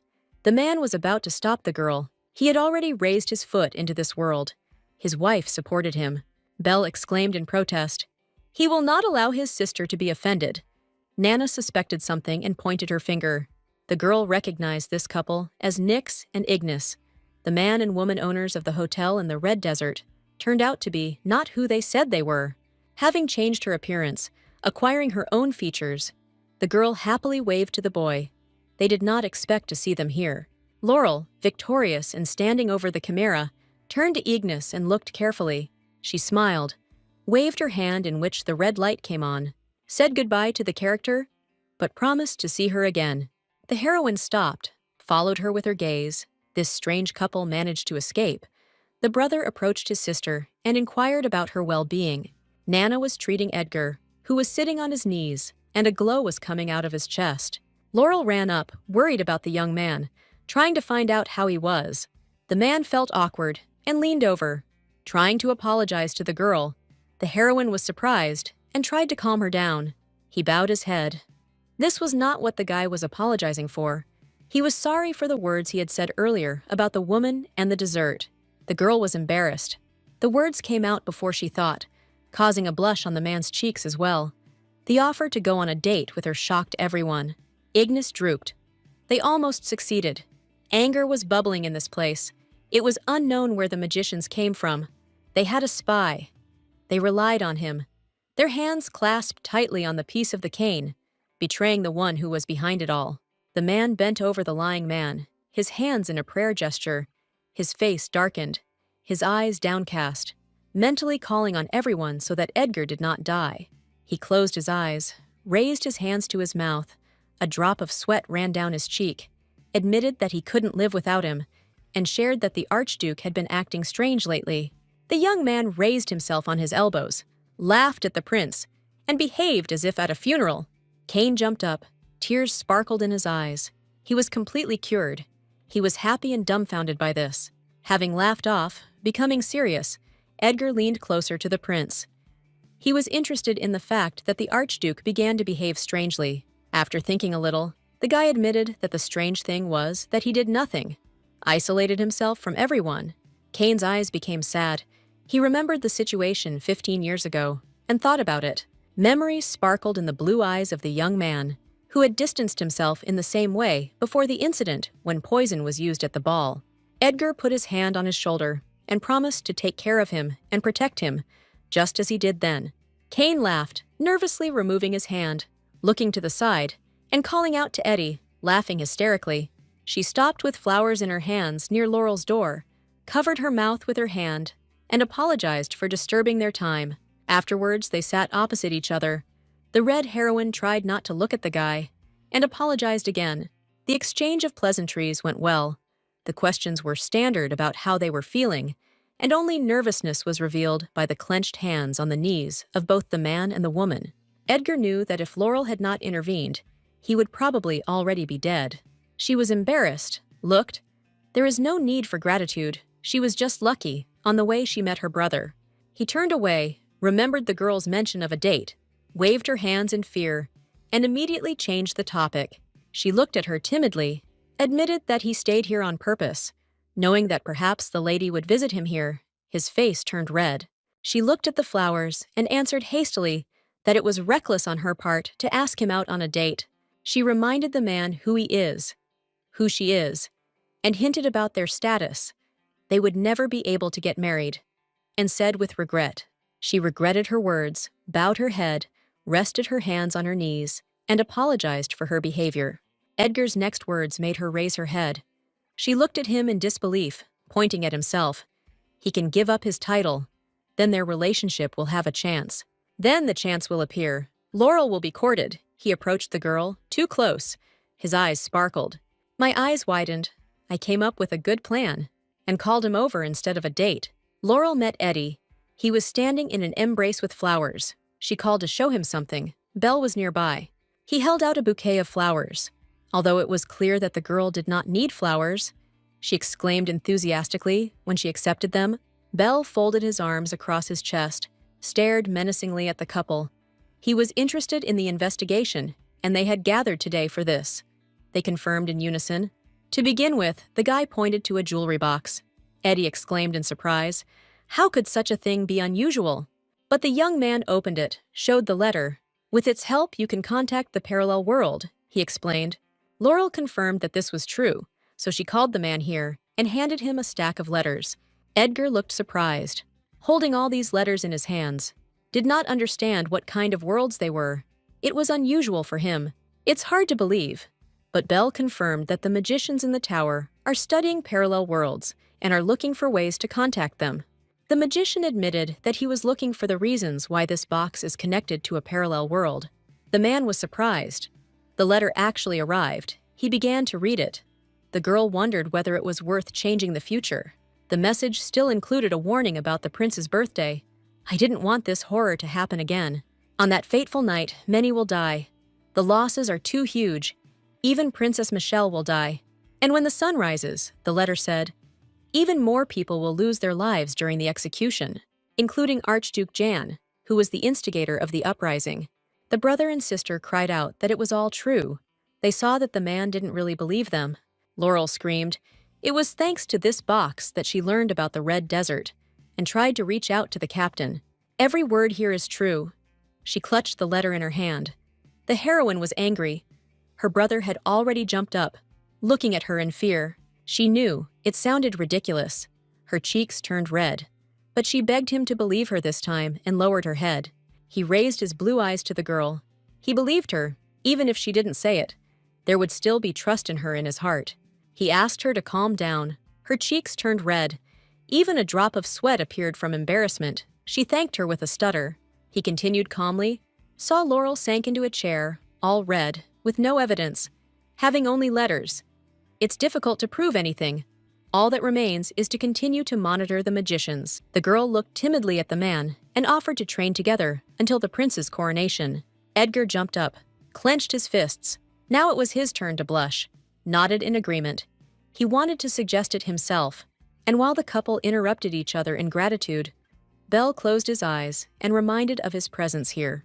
Princess Michelle had a lot of joy. Her wild imagination was already picturing Eddie and Laurel as they twirled in a passionate dance. The captain tried to stop the princess, but she seemed not to hear her, wrapped her arms around herself and danced. Laurel and Katie continued to drink tea when Michelle jumped up to them. She raised her voice, asking that they now need to be fully prepared. The princess could no longer calm down. She imagined what would happen during the training, what lines these people would have. She clasped her hands together and was touched, because as a result of such training, perhaps a man would touch his heart. Michelle touched her face with her finger, tried to explain about touching, and gave examples. During training, touching the guy, she felt heat, looked in surprise, did not answer questions, and froze. Suddenly, Edgar was brought out of his thoughts. He knocked over the girl, screaming loudly. She rubbed herself and did not expect this from him. She looked back and saw that they were attacked by that same light magician with a monster. He was looking for Laurel's brother. The heroine rushed to repel the monster's attack, narrowing her eyes and gritting her teeth. This was difficult. This time, Next controlled an even larger creature, sat on its back, and commanded it, madness splashing in the hasty gestures of its body. The couple fought back as best they could, deftly fighting back with swords. But the chimera could not be harmed even by a joint attack. Eddie shouted about his excellent regeneration. A scream was heard from the threshold. It was the old nanny who came out into the street and saw the creature, screamed loudly, clasping her hands to her chest. The woman recoiled in fear, her eyes widened, because one of the heads of the chimera was flying straight at her, its mouth open. Laurel jumped up, put up her sword and repelled the monster's attack. The nanny closed her eyes, already saying goodbye to her life, tears flowing from the corners of her eyes. She turned to the woman, touched her shoulder, screamed in confusion that she had forgotten there. She needed to run away with Belle and the others. "I heard that my brother was missing." Nana conveyed the message. Her eyes turned red, and Next exclaimed in surprise on the monster. The man's crazy look did not bode well. He was offended by the way the girl treated the chimera. While she was talking with the nanny, the girl did not notice the clawed paw flying at her. She turned around too late. A man's screams were heard. Everything started spinning. Screams and an incomprehensible noise were mixed. Everything also stopped abruptly. The girl's hand fell to the ground. There was a clawed paw on top, and blood. While Next looked down at his prey, reasoning that he had managed it without the guy. It was too easy. Edgar was flying on top of him with a sword in his hands. The guy ended up with the heroine, sat down, supporting her, holding her hand, worried about his brother. The young man gritted his teeth. His creation was attacked again. He became angry with the captain, and the chimera also howled. Edgar did not listen to Next's screams. He began to attack, deftly dodging the heads of the creature. The target was the boy.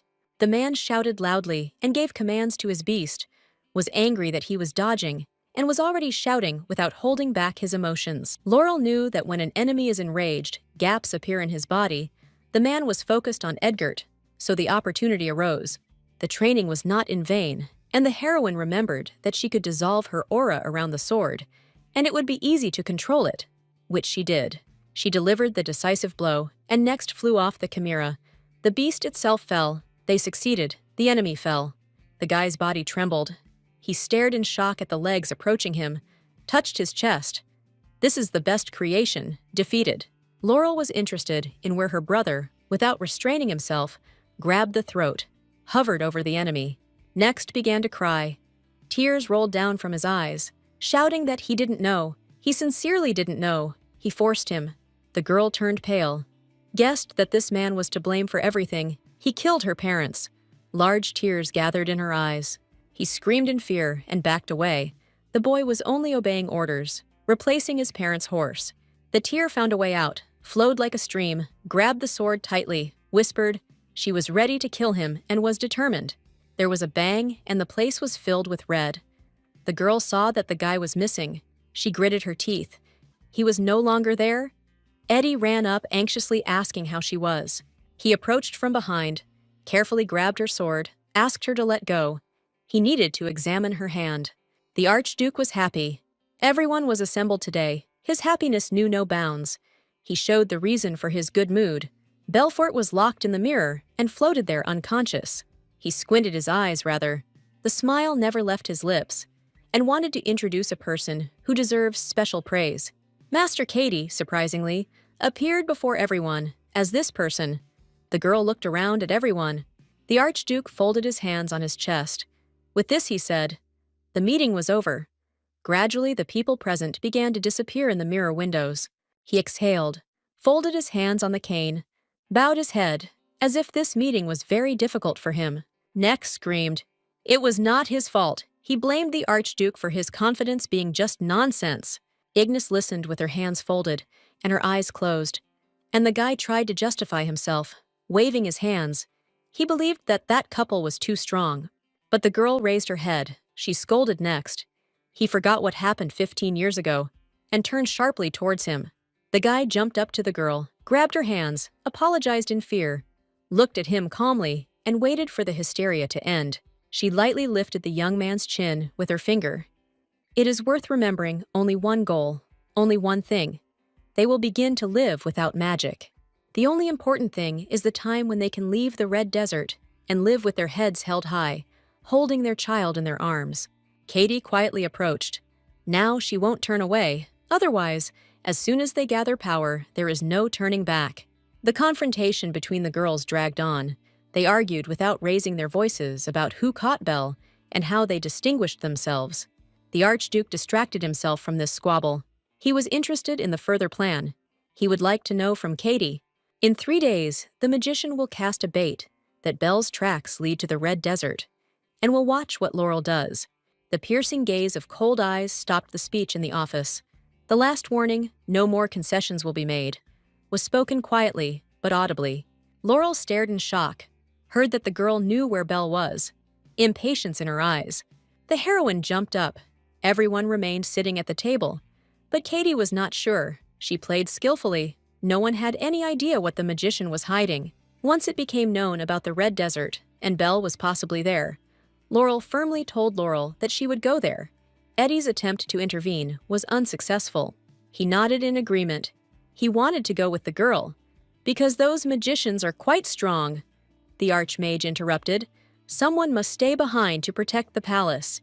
The character beamed, raised her eyes, and assured the man that everything would be fine, and she would cope. She closed her eyes. Katie will report to His Majesty, collected the papers, and that's it. The magician entered her office with a knock, exhaled, leaned her hands on the table and leaned over. The meeting took too much energy. She turned to the mirror. A man was already waiting for her. She reported to him how long it would take for the captain to leave for the desert, did not look at him, and lowered her eyes. Something was wrong. She stopped herself mid-sentence, called his lordship, but the Archduke was silent. Laurel was reflected in the mirror. She guessed that Master Katie was a spy, which she proved. A detachment led by Edgar burst into the office. Prince Cain could not contain his emotions and admired the fact that they managed to pull off the operation. Nana admitted that Archmage Katie behaved very carelessly. The prince agreed. A blue glow appeared on the floor under the princess's feet. The magical formation was quite powerful. It couldn't escape anywhere. The sword almost touched the girl's throat. She gritted her teeth and sparkled her eyes with hopelessness. It was Edgar who extended his hand with a sword. He proposed a deal, and the life of Princess Katie was at stake. Laurel approached slowly. Her sword also rushed to the girl's throat. Anger seized her. The captain asked loudly and clearly about her brother. The girl's hand would not waver if necessary to deliver a fatal blow. A few days earlier, Prince Cain bit his index finger as he pondered the man's words. That's when Laurel said about Katie's betrayal. Of course there was doubt, but her intuition told her, remembering his training, because then Belle should have been with them. But he went to meet Nana. Only the Archmage and Princess Michelle knew about the training. Eddie shook the letter. In it, the girl was a victim, so she did not participate in the conspiracy. Nana nodded. The magical trace, although weak, was precisely the magician. And besides, everyone remembered that the Archduke insisted on participating. He covered his mouth with his hand. The prince understood that Michelle could die at the coronation. The letter said so. The changes in Cain could be seen. He immediately became serious and gave orders to check the mirror. It was surprising to hear about the shadows of the Ministry of Magic. The prince turned around and gave Eddie a smile. Now Laurel was trying to find out where her brother was, but Katie calmed her down, assuring her that she didn't kill Belle, and there was no need to worry. The magician frowned and tried to find out what would happen to her sister, but the sharp sword silenced her. The two captains pointed their swords, pressed a little, reminded the girl of her position, not to dictate terms to her. She stretched out her hand. Katie's wrist glowed red. She had no choice. She had to open up. The boy appeared, as if in a mirror, unconscious. Laurel screamed, shocked by what she saw. Belle fell straight onto the floor.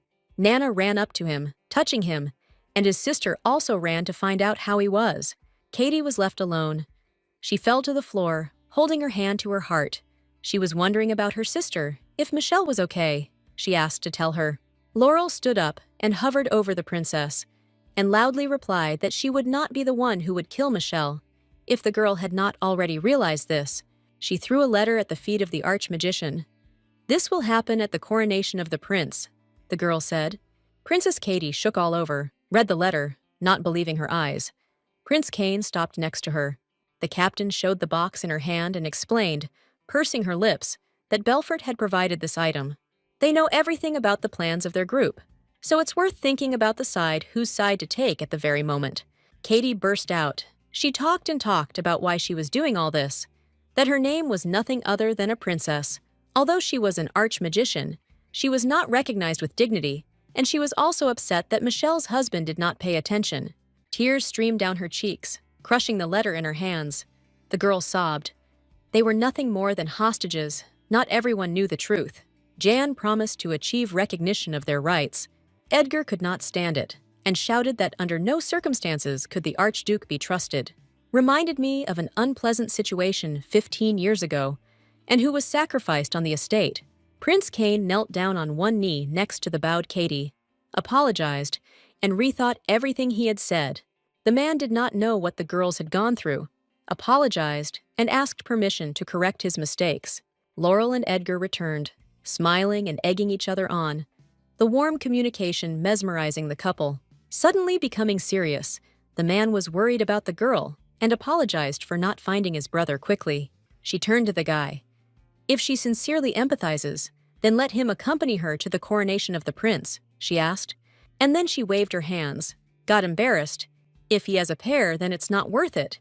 She tried to justify herself by saying that it was too suspicious to go without a pair. Edgar remained silent all this time, sharply leaned forward and embraced Laurel in a tight hug. In the rays of the setting sun, these two stood in an embrace on the path. The man could not allow her to go alone. Katie gave Michelle instructions on what to wear and take with her. She should be careful. During the tea ceremony, the girls said goodbye. The magician promised to return before the coronation of the prince. Cain handed the princess a handkerchief and explained that the arch-magician would go to the tower with Nana. The girl had great potential. He complimented the girl. He liked it when she smiled. It was much better than tears. These words made the girl's cheeks red. Cain turned away, embarrassed, and it became awkward at the table. The prince burst out laughing, turned with the cup to Michelle. The heat burned his cheeks, but he remembered a funny story and wanted to tell it. Katie immediately understood who it was about. They turned to the archmage in surprise. They didn't know how she knew everything. The princess was delighted that the captain was caring for Laurel. The guy nodded, extended his hand, admitted that there was a group that was helping to create conditions for Eddie, folded his palms, and Michelle was happy for such care. He lowered his head, his face darkened, and admitted that now X Club was collapsing. But the princess put forward an idea and thoughtfully clarified with him. Cain beamed and turned to her joyfully when he heard that he could invite her people from the 2nd Battalion and find out better about the girl. Katie, who had been sitting silently before, could not stand it and laughed. She watched the relationship between the prince and princess. She laughed it off, apologized, and explained to the stunned couple that she saw her sister was safe, and Her Highness would protect her to the end. Edgar bowed his head thoughtfully. He walked in the pouring rain under an umbrella, toiling with anticipation. In a formal suit with an umbrella, she was in a hurry to see the guy, worried that she had stayed too long. He looked at her timidly, only came up and complimented the captain, his cheeks turning red. Two people stood near the gate, lowered their eyes, and did not look at each other. They were shy, but praised their appearance. The girl folded her umbrella. It was time for them to go. Edgar was surprised by this, gave in to her. The rain had not stopped. He jumped up, covered him with his umbrella, hugged him by the waist, and leaned over a little. It happened spontaneously and quickly. The captain did not think about his actions. Two people walked down the street under one umbrella. The rain enveloped their figures, enjoying each other's company in such weather. This evening was just wonderful. There were a lot of emotions and impressions that they will remember for a long time. The heroine liked the evening, so she wanted to continue and waited where they would go next. The young man was embarrassed and asked permission to buy her a dress because they were going to the ceremony together and there would be a gift. They were greeted in the salon very pompously. Firecrackers were launched, whistles were blown, and the smile never left the faces of those greeting them. Because it was too loud, Laurel pulled out her sword and touched the woman. Her face darkened. This is a reaction to the sound. After an apology, the situation became clearer. The couple sat down on the sofa and began to listen to the owner of the stitch salon. The plump woman pointed to herself, proud that the captain had already ordered a dress for the girl, and looked at the man in surprise. The hostess talked about how the dress shouldn't hinder movement. The material was high quality. He leaned towards Eddie's ear and said that the dress was specially made for combat. The woman intervened in their conversation, offered to try on a dress. It was interesting. Laurel was embarrassed. When the character went to the fitting, Edgar was nervous. The hostess noticed this, calmed him down, and asked him to turn the book over. The woman just wanted to give a couple of lessons on how to behave when the marquise comes out, but she didn't have time. The assistant girls notified her that she was ready. The man's mouth opened slightly. His blue eyes opened. He seemed not to be breathing. A blush appeared on his cheeks. Embarrassed, Laurel looked out, already dressed in a dress. The blue color suited the girl perfectly. The young man, all red and stammering, told Madame that everyone should go out and leave them alone. Everyone hurried to leave the room. A woman remained behind to suggest that if something happened, the hem of the dress could be torn off. The heel will be more stable, the Madame continued. Laurel suggested that she collect her hair so that it would be easier to fight, and assured that they would add armor. Edgar could not restrain himself. He raised the girl's hand and kissed it, closing his eyes. Very beautiful. Excellent work of tailors. Two guys looked out from behind the tall bushes, clenched their fists and were angry. They did not understand why they should watch their own captain. Hidden, they discussed the fact that Edgar was in love with Laurel. This unexpectedly came to them.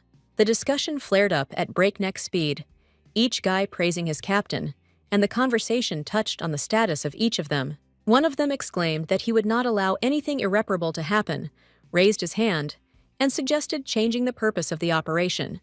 Suddenly, the elder approached and took him by surprise. The guys huddled close to each other and immediately went back on their words. The men began to argue. They didn't know what would happen if the captain got married. Laurel appeared from behind, and she was also curious what would happen. She folded her hands on her chest and waited for an answer. The girl was angry. She pierced everyone who was here with her gaze and asked again about the wedding that she herself didn't know about.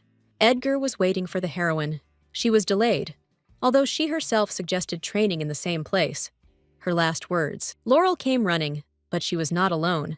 But with a tied-up man, the captain's question remained on her lips. She showed small magical inserts in her hands and asked Eddie if he knew that some of his people and His Highness wore such things. The girl angrily asked the man. He raised his hand to his face, shook his head, closed his eyes, he guessed. But the captain would not like the answer. Laurel began to talk about the prince's distrust, and Edgar began to talk about his feelings. The two of them started the conversation and also stopped together. They suddenly fell silent and stared eye to eye. Their cheeks turned red. The wind ruffled their clothes, but they didn't pay attention to anything. The heroine quickly turned around and was about to leave. Without turning around, she said that they were postponing the training. She wanted to leave as quickly as possible. Eddie grabbed the girl's wrist tightly, asking her to stay, delaying her. It was necessary to clarify everything. He clasped her hand with his. If not now, then he doesn't know when there will be time for an explanation. He kissed his hand, closed his eyes, hoped that he would see in him not only the Duke or the captain of the 1st Battalion, but something more. He would try. He bent down, hope burning in his eyes, asking him to look, begging her, because caring for her was paramount. He turned away and admitted that he had liked the team for a long time. They had found out about him, so they were setting up such cases. He confessed and spoke about His Majesty's club, lowered his head, and called him the love of the Duke and the Marquise. Becoming serious, he put his hand to his chest and asked directly whether the heroine would accept his feelings. The captain noticed that the girl had doubts. He continued sternly. It was not a proposal, but the guy did not finish his speech. She bowed her head, so she was tired of the time, muttered, and was about to run away. Think about the Duke's words. The heroine ran away, turned around, waved her hand. Her face was all red. Too awkward. Thanked him. She ran into the office, closed the door, sat down next to her, exhaled. Too much had fallen on her. The image of the captain popped up in her head. She pushed it away, but she had never seen a man so beautiful. Guys from her battalion appeared at the door. They were worried. They saw her running away. They assumed that she had somehow offended the club. When they burst into the office, the girl was already standing near the table, folded her arms on her chest, calm. Laurel realized that the men knew about the club and were silent, and began to swear at them, offended that they did not warn. The girls tried to calm the fire, saying that Prince Cain ordered them. They could lose their knighthoods.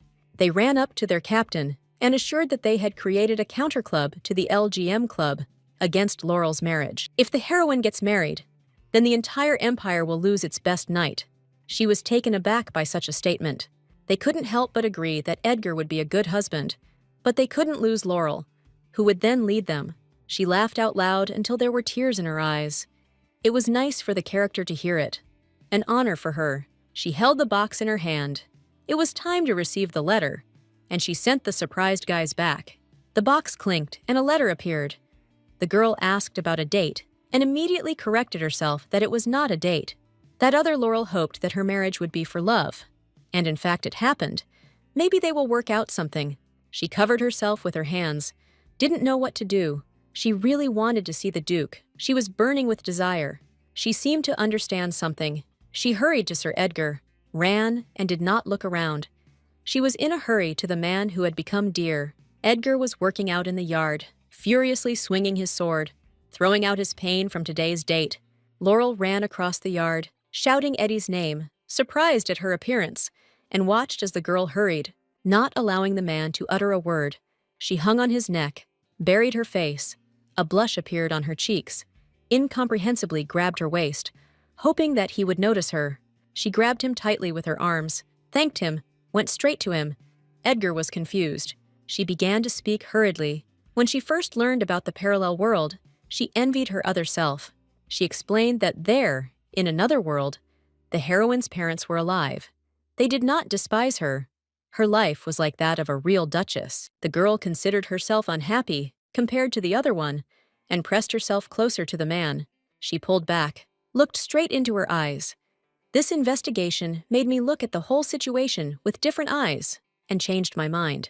Her parents are no longer here, but her boys are supportive, and the prince and princess valued her like a knight. She happily finished that the guy sees in her not only a fragile girl or a knight, he was able to see the real her. He surrounded me with care and kindness. I didn't notice it. A smile lit up my face. I found an approach. She apologized for running away. Now she's ready to answer the guy's question, and also worry about him. She gave in to him, touched his hand, smiled, received a smile in return. They were silent and just watched. He closed his eyes, lightly touched her cheek with a kiss. Everything was as it should have been. She was calm next to him. They apologized to each other for being rude, grabbed each other by the waist, pressed them to themselves, their lips met. Pleasure poured through the veins. A couple walked down the street, holding hands and smiling. Love surrounded them lightly and weightlessly. He cleared his throat, raised his hand to his lips, and suggested that in private they call each other something else, more tenderly, that would be only for the two of them. He continued to move, but got lost in thought, did not remove his hand from his chin, went through several addresses and said that he would call Leah. It had been too long since anyone had called her that. She was confused and blushed, and when she brought her face closer and wanted to know what she would call him, she turned completely pale. So they continued to go through the appeal, plans for tomorrow. Unnoticed they found themselves near the gate. They came. They said goodbye, promised to see each other tomorrow, kissed them, hugged them by the hands, and their cheeks turned red. The next morning, they were busy getting ready for the meeting when Edgar's mother wanted to talk to him seriously. Laurel showed off in front of the mirror, straightened her hair, put on makeup. A happy smile never left her lips, but after waiting for the man all day, standing by the window, it was already sunset. No one came to her. She realized that something had happened. In a large, half-empty room where there were only mirrors, Ian was deciding exactly how to change tactics, because all their intelligence had leaked. The Archduke closed his eyes and exhaled. Despite the fact that Katie had disappeared, they were still holding on. A man was shouting at him from the mirror. Unable to withstand the attacks, the young man spun around and struck, breaking the mirror. He spoke angrily, looked around. There was fear on the faces of those gathered. Ian didn't like how they would carry out their plan. He expressed everything that could relieve the anxiety of those in the mirror, but did not leave alone the thought that the plans might become known. The Archduke deftly got out of it, offered to throw bait. They would easily swallow it, and assured everything would be fine.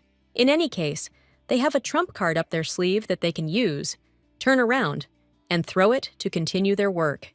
Yang sat down, grabbed his head, wondered where the princess could have gone, next suggested that there was only one place. Ignis knew that this woman was in the magic tower. Accordingly, she entered into an alliance with the crown prince. The guy was indignant and succumbed to the girl. She believed that Katie was being helped only because she was a magician. There was no other reason.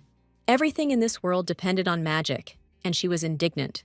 Next took off his gloves and wanted to touch his beloved, but she abruptly removed her hand, reminded him of the mana, jumped up, and was angry because of the guy's self-will. Rubbing her hands, Ignis noticed that it was impossible to behave so carelessly. Ian began to pull out his sword. He extended his hand with the sword across the table. The tip touched the young man's throat and said his name in warning. He reminded him that his patience would not last forever. The girl screamed, jumped up from her seat, and was very scared. He raised his hand with the sword, darkened his face, called the guy a non-entity. Because even the girl overpowered him, anger took over him. Ignis prevented the murder from being committed, covered next with herself, and said hastily that they still needed him. Finally, the man lowered his sword and gave in to the girl's arguments, because they would still need the chimera. The Archduke was leaving, but turned around just before the door. Ignis would lose his head if he failed. The promise hung in the air. Words of gratitude flew out of Next's lips, but the girl turned to him and slapped him resoundingly in the face, leaving a mark from her palm. I didn't want to date a weakling. I needed to try harder. A red spot burned on my cheek. Tears stood in the young man's eyes. Laurel was leaning against the door, unable to open it. She leaned over. There was no one in the area. Plucking up courage, she finally pushed the door open and entered, asking the captain for a minute. "We need to talk." Edgar sat at the table, without raising his head, asked what brought her here. The heroine was confused, but replied that she would like to know why she came yesterday. I tried to call the man for a long time, but after a while he answered. He wasn't feeling well. I tried to find out how he was feeling, but he stopped mid-sentence. Still without raising his head, he besieged the heroine. "They'll talk a little later. Now he's very busy." Laurel froze. She couldn't help but move or utter a word. She quietly whispered that she found out about the dress, and it was ready. The guy didn't react at all. Laurel's hand clenched. She made an attempt to invite her somewhere again, wrapped her arm around herself, and felt awkward. She cleared her throat, admitted that she was behaving rudely because Edgar had something to do and she was in the way, closed his eyes, and lowered the sheet of paper. She turned around and could go to the salon herself. Tears appeared in her eyes. She could hardly hold them back. She didn't want to burst into tears in front of the man. She slammed the door. Eddie was left alone, his hand clenched on the piece of paper. He growled without holding back his emotions. I remembered a conversation with my mother, when I listened in surprise to how my mother said that kinship with the devils is impossible. When he heard that they were enemies, a drop of sweat ran down his cheek. His face darkened. The young man's father was involved in the situation with the carriage. He squeezed his hand on his chest. "Couldn't believe what he heard, father." His eyes widened. His mouth parted. Anna didn't know all the details, lowered her head, exhaled. 3 years ago, her father supported the Archduke in his impulse to change power. Then the Ministry of Magic was only increasing its power. Then it realized that the Marquise, who had maintained neutrality, sided with Prince Cain. He was planning a murder. Edgar's father was aware, but did not intervene, did not warn. Although he knew about everything, tears streamed down his cheeks. The guy's body trembled, his fists clenched. He understood the reason why he refused the title. From a feeling of guilt, the woman looked away. He screamed loudly, without restraining himself. The father should have asked for forgiveness, answered according to the law for his crimes. but only Edgar thought so. He covered his face with a trembling hand, remembered the girl's pleasant words, and immediately imagined her with tears in his eyes. The heroine was greeted at the stitch salon with joyful laughter and smiles from the madam and assistants. The last time the meeting did not work out. The girls made a noise, were surprised that she was alone today, tried to protect the guy, he was working, but they stood their ground, considering it rude. Laurel laughed. It was nice to have such concern. She asked me to look at the new outfits. There was a visitor trying on a dress, and Madame folded her hands in a praying gesture. And there was something to see.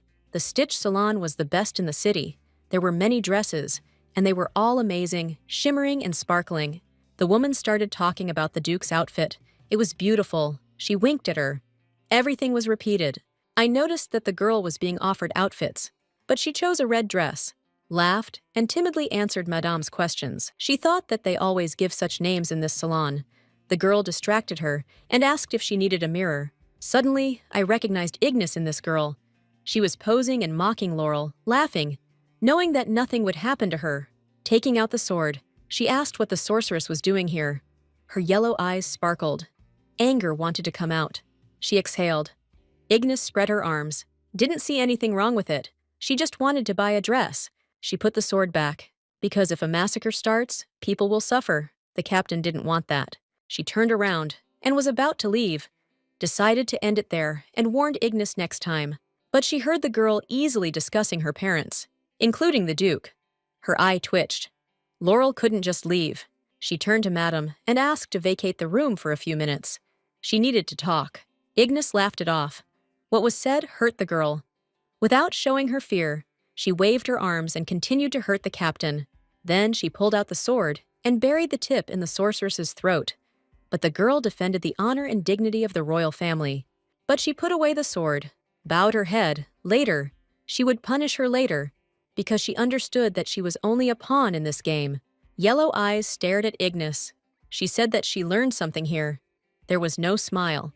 She told me about the interesting rumors that are circulating about a girl in the Empire. Ignis Portia, the renegade, who was saved by the magic tower, left her for her lover. The captain spoke a lot about her. They even created the image that the girl was an unhappy witch in love, lowered her head and darkened her face. Ignis raised her head. A flame was already burning in her hands. Let her not think that she was special. Her role was no better. She screamed, pointing her finger at Laurel. They only respect her because of her stupid aura. She couldn't restrain herself. She didn't achieve anything on her own. There was a loud explosion at the front door. The captain looked around. Someone was breaking in. The interior was filled with blue. Edgar entered the room, all sparkling with his strength. The sword was already ready, fierce, self-confident. Ignis, shut up. You can't talk about a girl like that. She's not like that. I wondered what brought the guy here, but did not answer. All later, while he wants to deal with the witch. Ignis became angry at the man's words. Without raising her head, the power was heating up around her.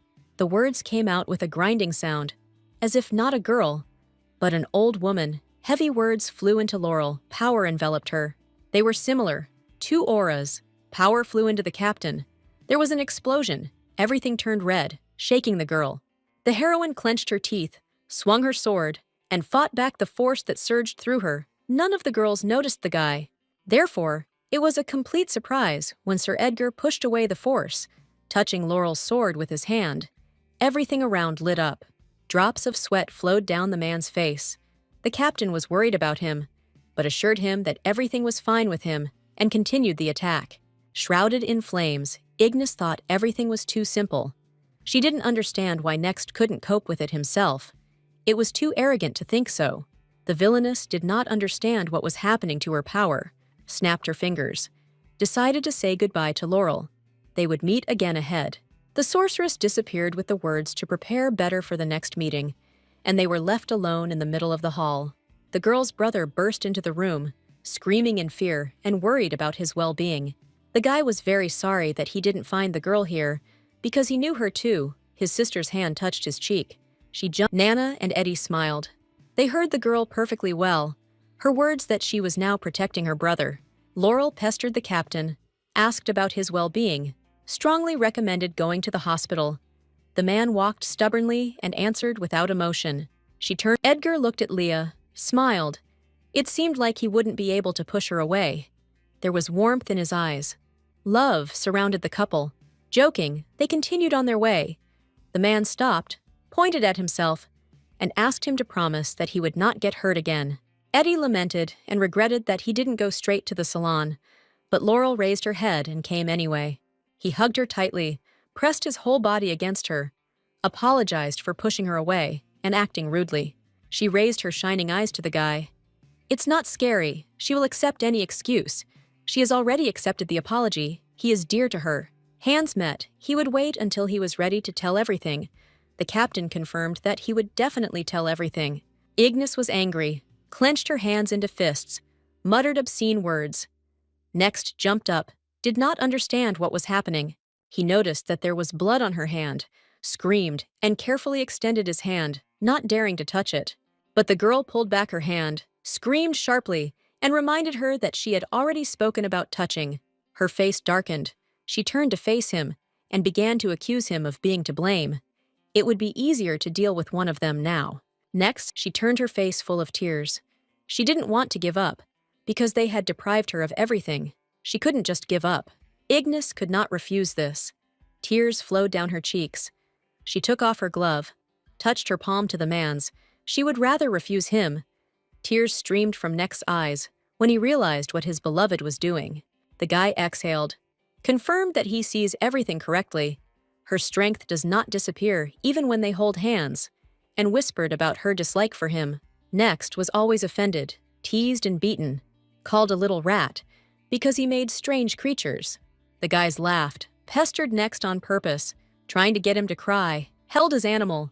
They found it funny and having fun. Suddenly, their hands became hot. They could not hold the crow in their hands and dropped it. The young man looked at it with his mouth open. They realized that it was the girl with magic. They squinted at her. Ignis stood and played with the flame in her hands, looked and grinned at the men. She survived only because the tower saved her. They began to reprimand her. Holding her hand, her father poured poison. The girl was also embarrassed by the fact that she stared at them and did not take her eyes off. The young people shouted impudently. The guys left, did not want to stay in the same room with her. Those remaining in the room looked at each other, but remained silent. Ignis picked up the crow, handed it to Next. He must take care of his animal, and straightened up. She sat down next to her, hugged her knees. It was better to kill such people than to give them a dear creature for slaughter. And now, tears rolled down the man's cheeks. He fell to his knees, asking that he would fix everything, that he would definitely solve everything. Ignis turned around. Now there is nothing in her heart except revenge. No one is to blame. A single tear rolled down her cheek. Cain looked at the document about his allies. Did not expect that there would be so many. He looked surprised. He looked up at his knights, asked about their combat power, and Edgar began to reason. Laurel, the prince, he leaned over, whispered that an uprising was about to happen, and warned that they would not be the first to attack. The boy was worried about something. He decided to share something with him. If the previous Viscount was persecuted, then how Ignis united with the Archduke. The prince closed one eye and tried to explain the reason for their union, which could not yet be called strong. Laurel and Edgar's eyes met. Cain shared a lot of interesting things in this story. On his birthday, 15 years ago, the previous Archduke personally prepared the poison with which he was poisoned. Jean's father was holding a small bottle of poison in his hands. A couple of drops would be enough to kill a person. He warned that exactly 2 drops were needed. Otherwise, he would kill the crown prince and bring suspicion upon himself. Viscount Portia, Ignis's father, accepted the bottle. He knew that the king was friendly towards him, so nothing would happen. The man suspected something, stopped the other's speech with a gesture, and headed towards the girl. The whole body of the child in the yellow dress trembled. She closed her eyes tightly, and the boy saw her through the window. The boy opened the window, crawled toward the girl. The sunset illuminated him. His face was not visible. They grabbed hands and made it in time. Just as the men turned the corner, the girl fell and her skirts flew up. Little Edgar saved Laurel then. Although he was scared himself, he was still able to help. Droplets of sweat rolled down his cheeks. The children knew each other. Eddie immediately turned away and muttered at Laurel, "We need to move on. We won't be able to escape." I looked, and while it took a little time, and Laurel took out her brother's invention, an arrow umbrella, especially for those who like to climb trees. The children looked back at the men, who called them and promised not to do anything, but the children were already standing on the railing, about to fly off. A joyful, evil grin appeared on the Viscount's lips. He caught and was now holding someone with his hands. The children were grabbed and tied up while the man examined Belle's handiwork, recognizing his innate ability. They looked at the children, wondered what to do with them, but decided not to touch them for now. Prince Cain would be removed. Then they would no longer be needed. The Viscount looked piercingly. "They will serve his son when he becomes crown prince," he promised. "Magicians are needed to erase the memories." They left he showed me a bottle, brought it especially for them. A delicious drink for this event. He couldn't miss it. Cain's eyes opened. The boy cried out, "They know this drink, they talked about it." The man laughed. "Enough only for His Highness," he answered with regret, and a wine glass appeared in his other hand. He presented it to the prince, the boy's father joked, smiled joyfully. Cain was looking forward to when he could finally try it. The prince took the wineglass in his hands, was already bringing the clear liquid to his mouth, and the Viscount was also egging him on. The boy paused, turned to his father and called him. The glass was extended, his fate was sealed. And although the boy made timid attempts to not allow him to drink, he grinned and assured that there was nothing wrong with it. He lowered his eyes. A drop of sweat rolled down his cheek, and his father's hand clenched on his shoulder. He heard the child calming and trying to protect his voice. Cain tried to insist. He wanted to share the drink, but the Viscount rather rudely gave advice that he shouldn't share if he didn't want to offend the giver. The liquid almost touched his lips. He almost took a sip, just a little bit, and there would be no turning back. A voice came from the door, which announced the poison in the wineglass. A thin child's hand clasped the doorframe, and there were rope marks on his wrist. He stared. Edgar, the children, left alone in the room, whispered. Eddie was worried about the girl. She had tears in her eyes. The heat scorched her cheeks. The boy reassured Laurel. "It's not scary. They will just erase part of the memories." His calmness was transferred to her. Edgar was now more worried about the prince because he was in danger, so he tried to free his hands. This is what subjects of the Empire do. They were like brothers. He gritted his teeth. It was his duty to protect. Tears rolled down from powerlessness. When Eddie's hands were free, he happily showed her, exhaled. "I remembered my father's trick well. We stopped near the door. It turned out to be locked." Again the girl began to fuss, hissing and swearing. It only took a second. I couldn't open it, the ring hissed. Got hot in my hands. I didn't understand what was wrong with it. I looked at Eddie. Laurel walked away from the door, in some kind of surprise. The boy was knocking on the door and shouting, hoping that they would be heard. Then he turned around with tears, told the girl what had happened, smiled through his tears. He had succeeded. When Edgar ran into the hall, shouting about the poisoned drink, everyone heard his speech and froze in anticipation. He took out a bottle. If he drinks the poison, then everything will work out. If only he himself can correct the situation first. Without hesitation, he brought the glass with the drink and droplets of poison to his mouth, and wished his son to continue the dynasty of kings. And while the poison was the same in both the king's glass and the archduke's, Cain explained, breaking out of his memories. The man raised his head. The father knew that the Viscount was involved in the conspiracy, but he was dead and answering to someone else. The king belled. She turned around and was touched by the fact that Edgar was small, but so courageous. Where did that come from in him? Belle didn't know anything yet, so he exclaimed joyfully and embarrassedly that the captain had someone. The news about the chosen one shocked him. He rushed to congratulate and shake the man's hand, and immediately bombarded him with questions. Cain turned to the boy, shook his finger, and confirmed that the rumors were true about the fact that Edgar liked his sister. Continuing to laugh, the prince confirmed, spreading his arms, and there was silence in the room. The boy continued to be surprised, shouted, and did not understand how the Duke and the Marquise could be together. The young man was completely confused, sat down, and tears flowed. The prince tried to calm him down, clarified what was wrong, and was interested in the reason for such a reaction. The young Laurel's family has been through a lot. The girl had to face opposition, but Sir Edgar cannot give up his own. He put his hand to his chest. The man resolutely replied that he would do this.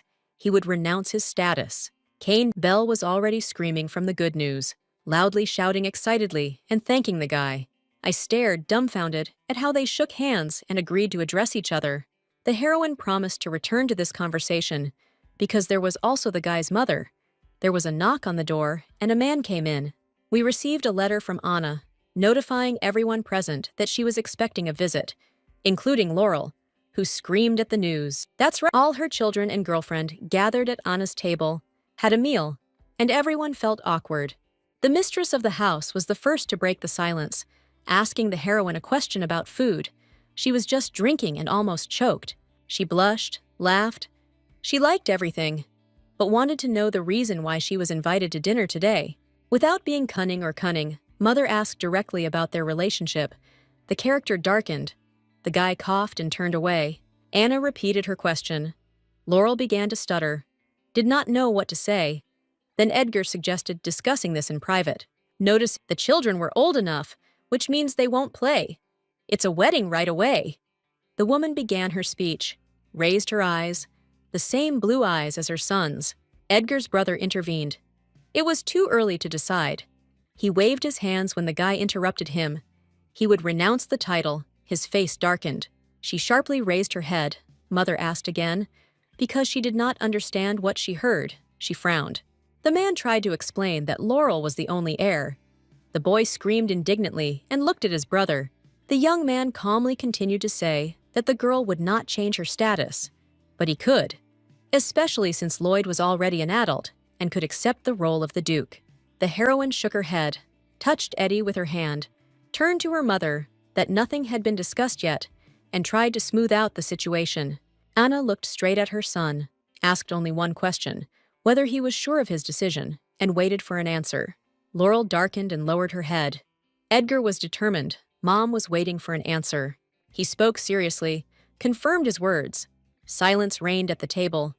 Anna's face darkened, and her brother was confused by the upcoming status. Mother closed her eyes, exhaled, and said that this was good news, an unexpected recognition. They raised their heads at her, shocked by such a statement. They did not understand why there was no scandal. Eddie gave in to his mother. He was interested in this reaction. She didn't want to ask anything else. The woman sighed again. She didn't see any point in it. Anna said wearily, she understood everything. She had probably been thinking about this for more than one day, and closed her eyes. She turned to Laurel, smiled. She liked her, laughed, and felt warm feelings for her future daughter-in-law. Mother asked me to address the girl on a first-name basis. She exclaimed that she agreed and hastily nodded her head.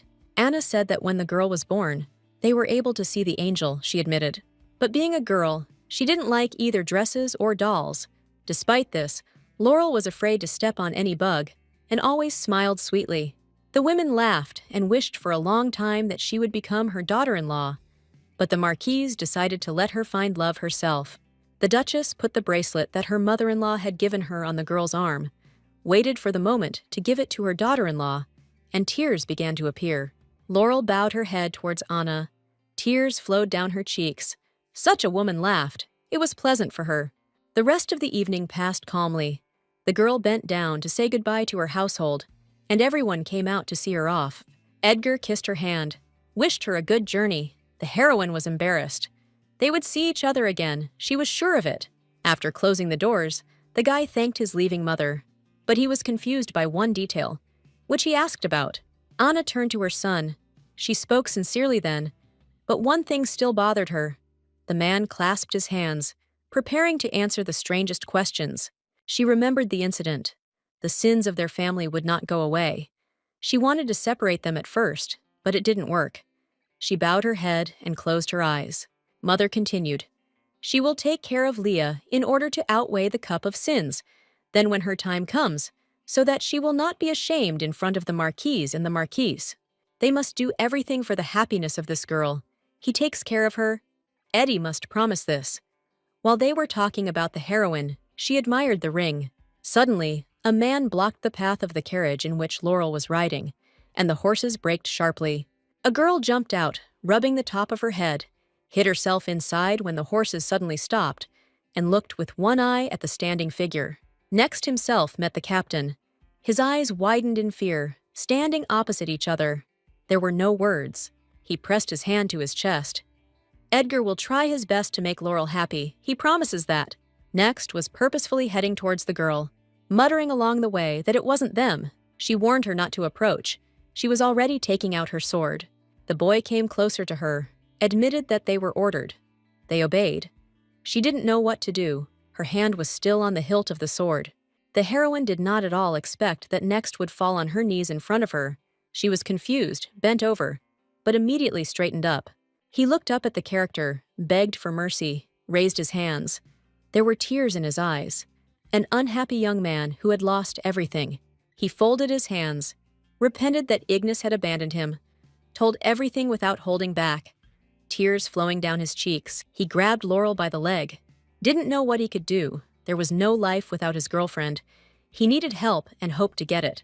He made a discovery that if Next killed her, Ignis would take the man back, grabbed her by the hands, still remaining on the ground, and begged. Laurel narrowed her eyes, listened to the guy's outpourings. A lot became clear to her. She was especially interested in the fact that the sorceress was being used. The boy's hands trembled. He was mad and his speech was no better. He showed Ignis in the best light. An orphan, it was hard. Having anger took possession of Laurel, grabbed the man by the cloak, shook him, and was touched by the words about her parents and comparison with the witch. Continuing to shake the young man, through clenched teeth she reprimanded him for his family. There would be no mercy. A white glow spread.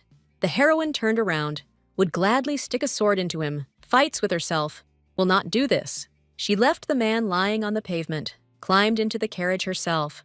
Too much has changed with death. The girl calmed Edgar. He covered his face with his hand and asked her for forgiveness, waved his hands and laughed.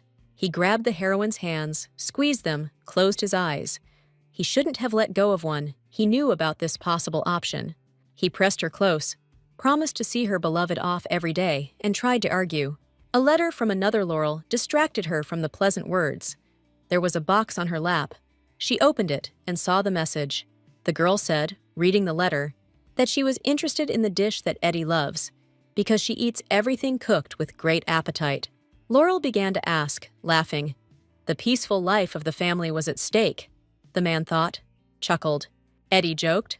Leah laughed, darkened at his own joke, apologized, and said something stupid. The guy became curious about how they got married. The girl told how it all happened, about courtship and parental approval. The heroine's cheeks turned red. She pressed herself close to the young man and considered the man very sweet and caring. I couldn't. She pushed her away, bowed her head. Her cheeks became even redder when she timidly asked the young man at what moment he fell in love with her. He admitted that at first he didn't pay attention to the heroine, since they already knew each other. But when the two of them were investigating the case, something caught his attention.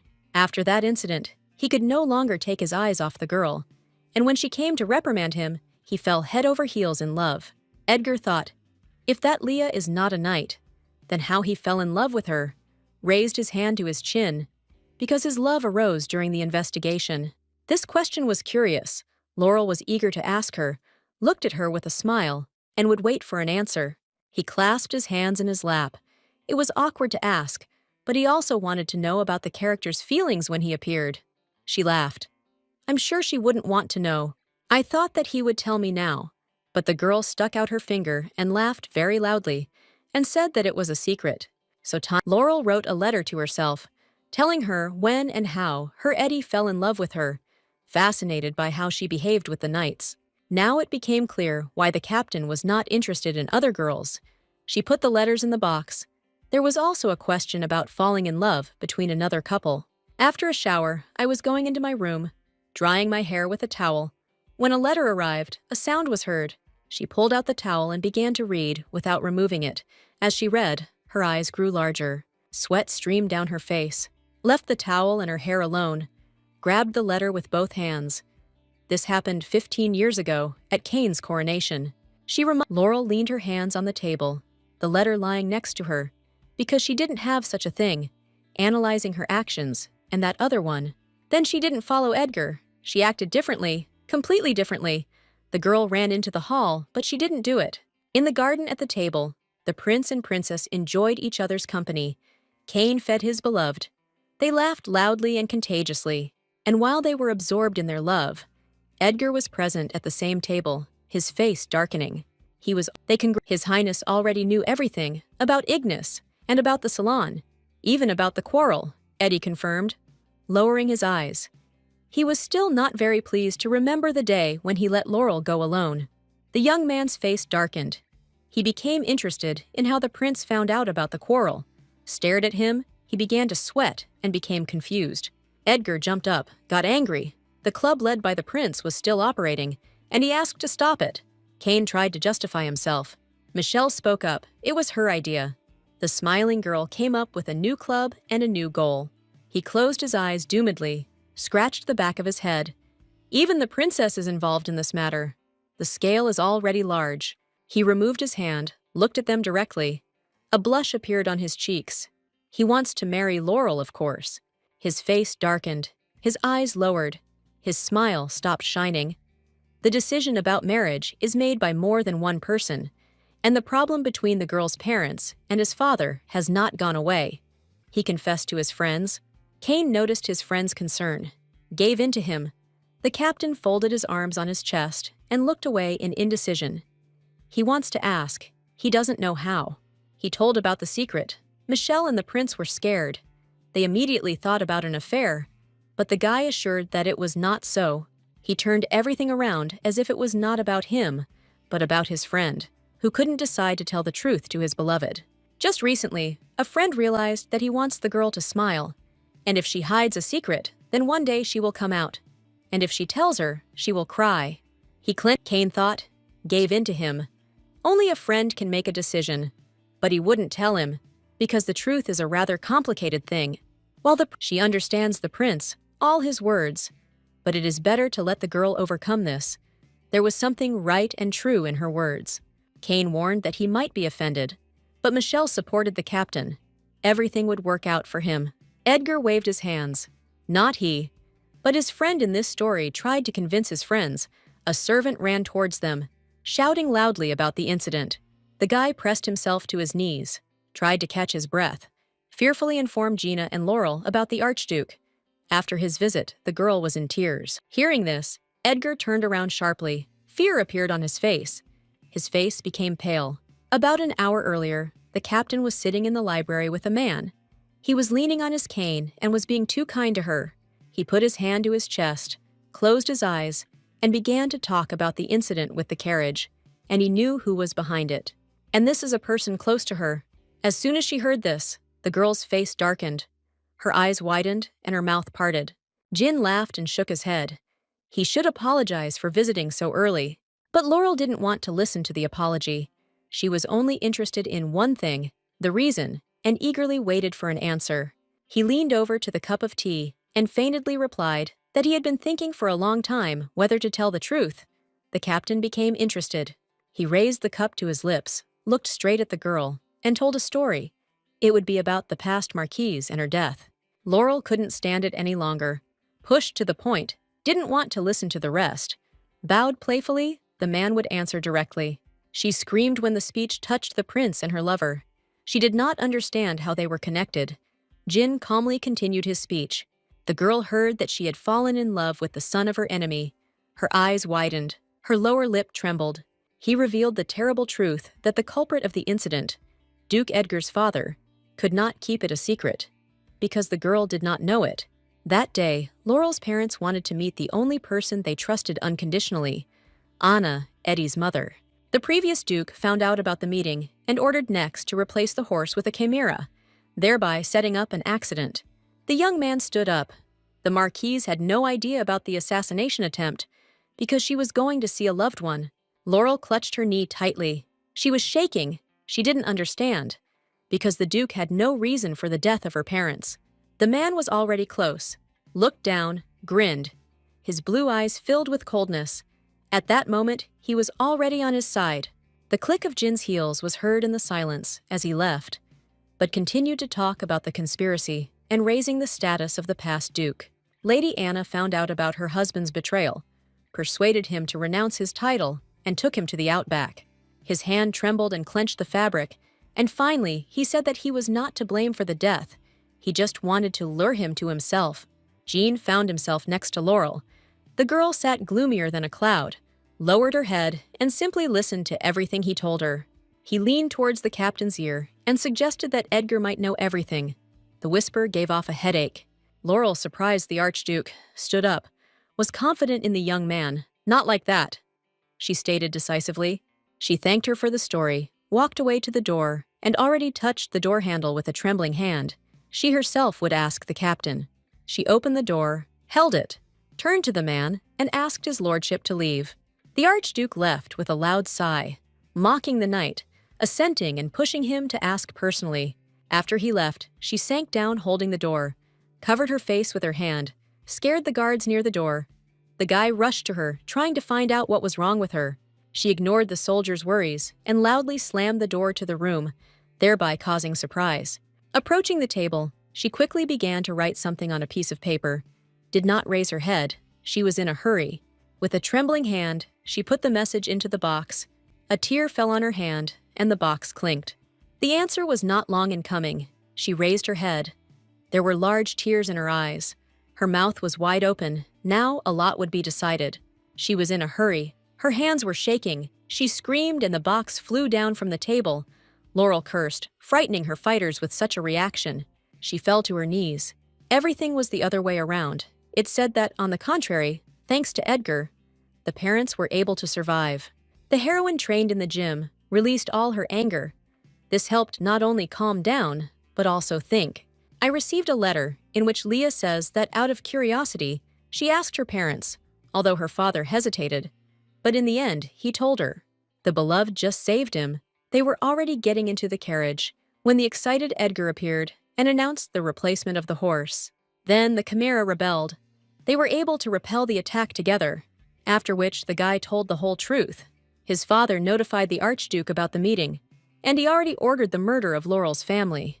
Since he knew about Edgar's feelings for her, he could not just sit there. He prevented the death of his loved ones. The message helped them stay alive.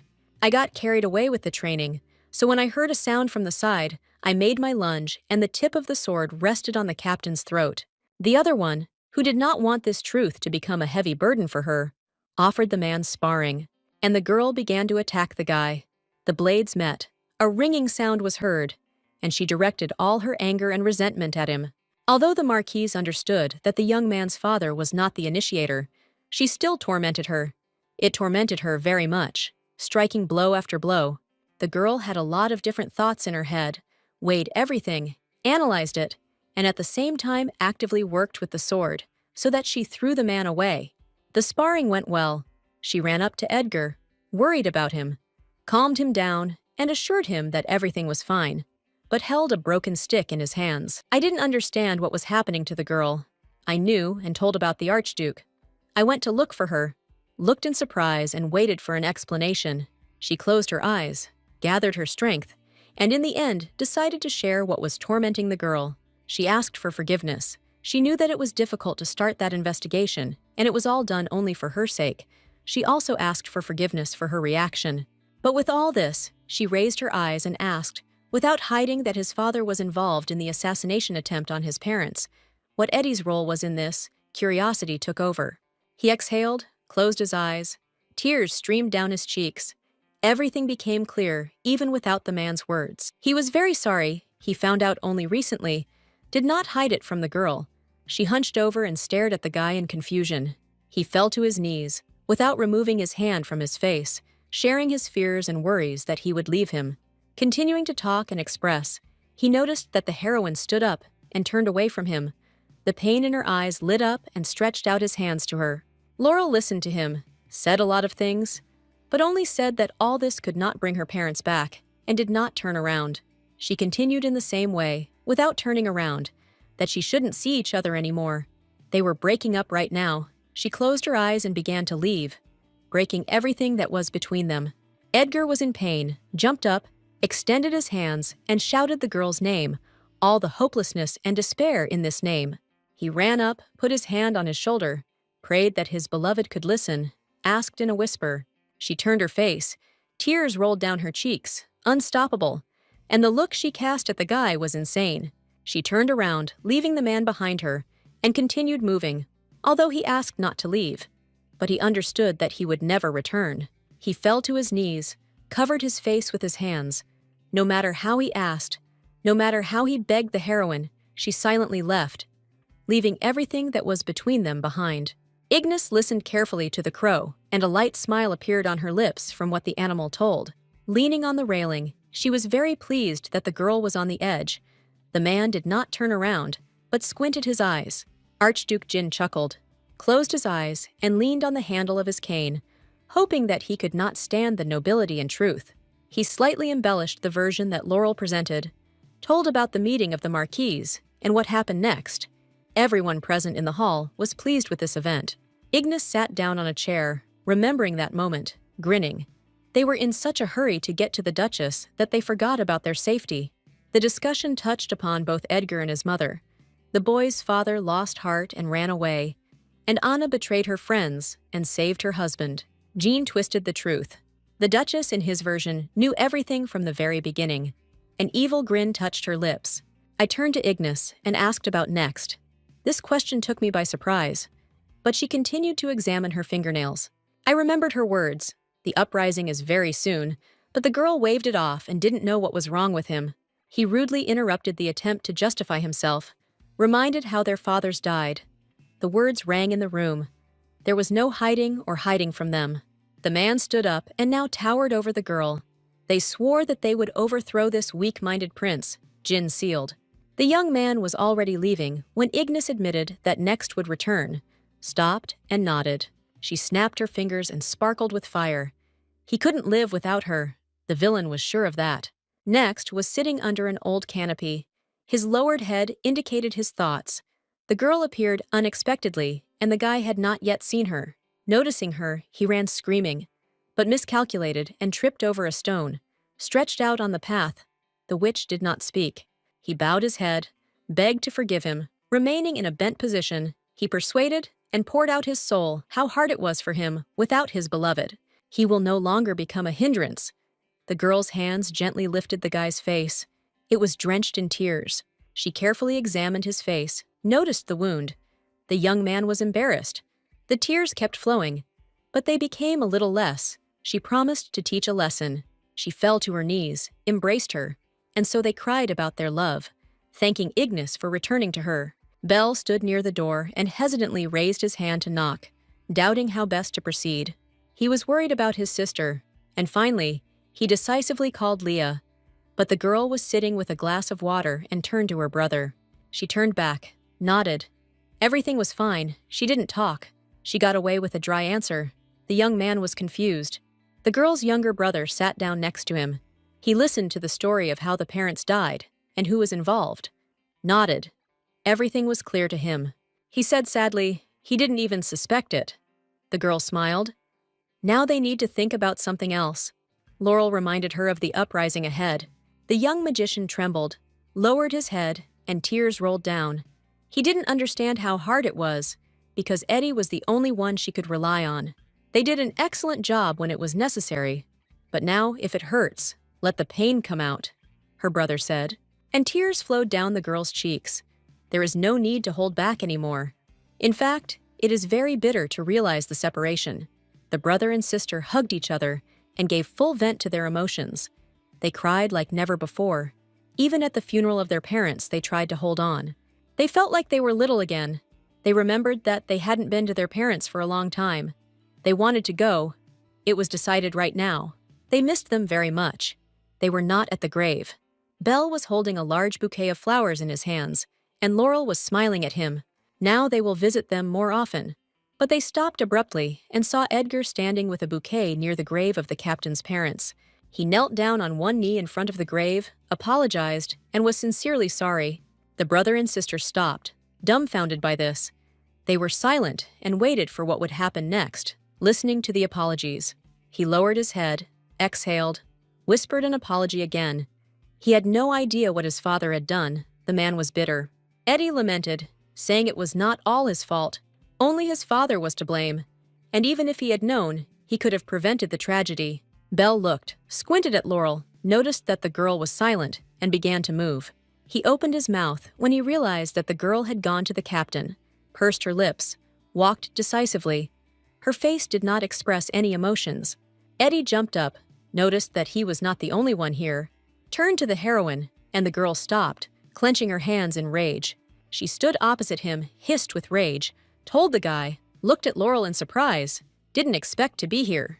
The brother tried to stop and say something to his sister, but the determination in his gaze and silence indicated that she did not like this whole situation, and the young man's arguments were not heard. He admitted his mistake, behaved recklessly. It was not worth coming to this place to ease his soul. The captain agreed with him. There was no point in coming. She walked past, brushing her shoulder against the man, said goodbye to him again, hoping not to see each other, even purely by chance. He screamed when he heard that a man should take care of himself. He shouted the same thing to her. That's all. People who were once close to each other passed by. Edgar was leaving. He had already passed by Belle. His little brother tried to call Laurel. The situation was very unpleasant for everyone present here. Belle was confused. He thought it was too rude to him. He didn't understand what was happening, because there was such love between these two. But the heroine did not listen. She heard, but did not comment, interrupted the young man, and asked to say hello to his parents. He came up and finally told his sister. He didn't understand why they had a quarrel, and asked her a question about love. Tears flowed down her cheeks. She admitted that she loved her, interrupted herself, answered that she loved her. Her confession came as a complete surprise. Belle blushed, lowered his eyes to the flowers. But what happened was that he heard his sister's voice. The blame for the death of his parents lay with her. Captain Edgar, the son of the man who was responsible for the death of his parents, screamed, throwing out all his resentment and pain. These people should not be happy. She fell in front of the grave. Her chest hurt. They all must suffer the same way their family suffered. The brother listened, but could not remain silent. Then she doomed herself to misfortune, he thought. Touched the flowers. Tears flowed down her cheeks. I couldn't say that I knew my parents better than my sister, but I was sure that they didn't want the girl to choose revenge, but her happiness. In fact, it was no one's fault, and Laurel and Eddie became victims. If you analyze the situation, the captain tried to do everything to make her happy. He stood next to the girl, showed hope that she might suddenly change her mind, but she leaned towards the flowers and quietly whispered that she would never be able to forgive. She threw away the bouquet of flowers that Eddie had brought from the grave, stood up and the wind ruffled her hair, and decided not to love this man anymore. The guys gathered in the hall. One of them was sneezing and snot flowing. He wrapped his arms around himself, trying to warm up. It was a little cool. The atmosphere between the nights was as cool as a northern cyclone. They discussed the seating chart and the list for the upcoming ceremony. Edgar raised his head. He began to notice that the guys were up to something. He narrowed his eyes, having a bad feeling. The delighted boys turned to Laurel. They wanted to offer something, discuss something. They had a lot of persistence. They had a proposal for both the 1st and 2nd battalions to organize joint training, and they were pleased with themselves. She closed her eyes and lowered her head. They already had training planned for next week. Seeing their readiness, the girl can lead her. The guys grabbed each other, looked at the captain in fear. A special activity right now, especially for them. She stood up and clasped her hands. A flame blazed behind the girl.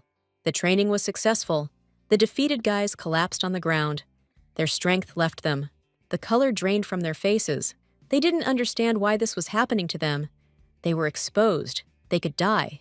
This training was very intense. Laurel paid attention to the smell. It smelled like very tasty cakes. She picked it up and began to examine the chocolate cake, wondering who forgot.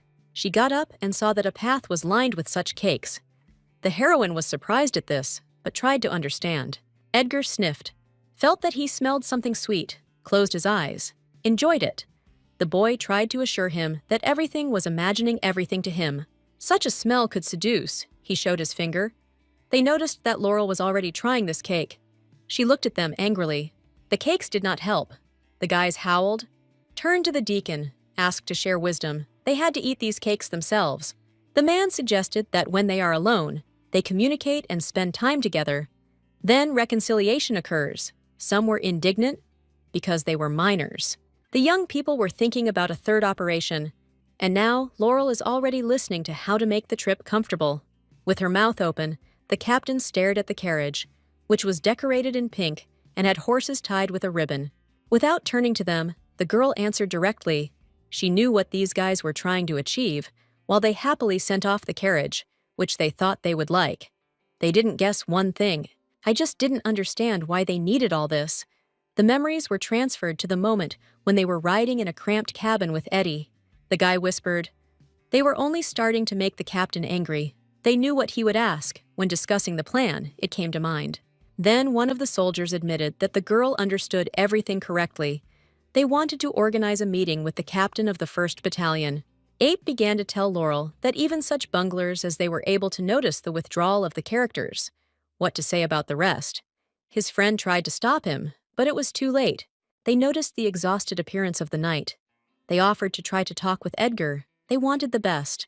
The more the girl listened to the man's speech, the lower her head sank. It was clear that she missed the captain very much. She asked them to come back, then touched the carriage door, smiled, and thanked them for their concern.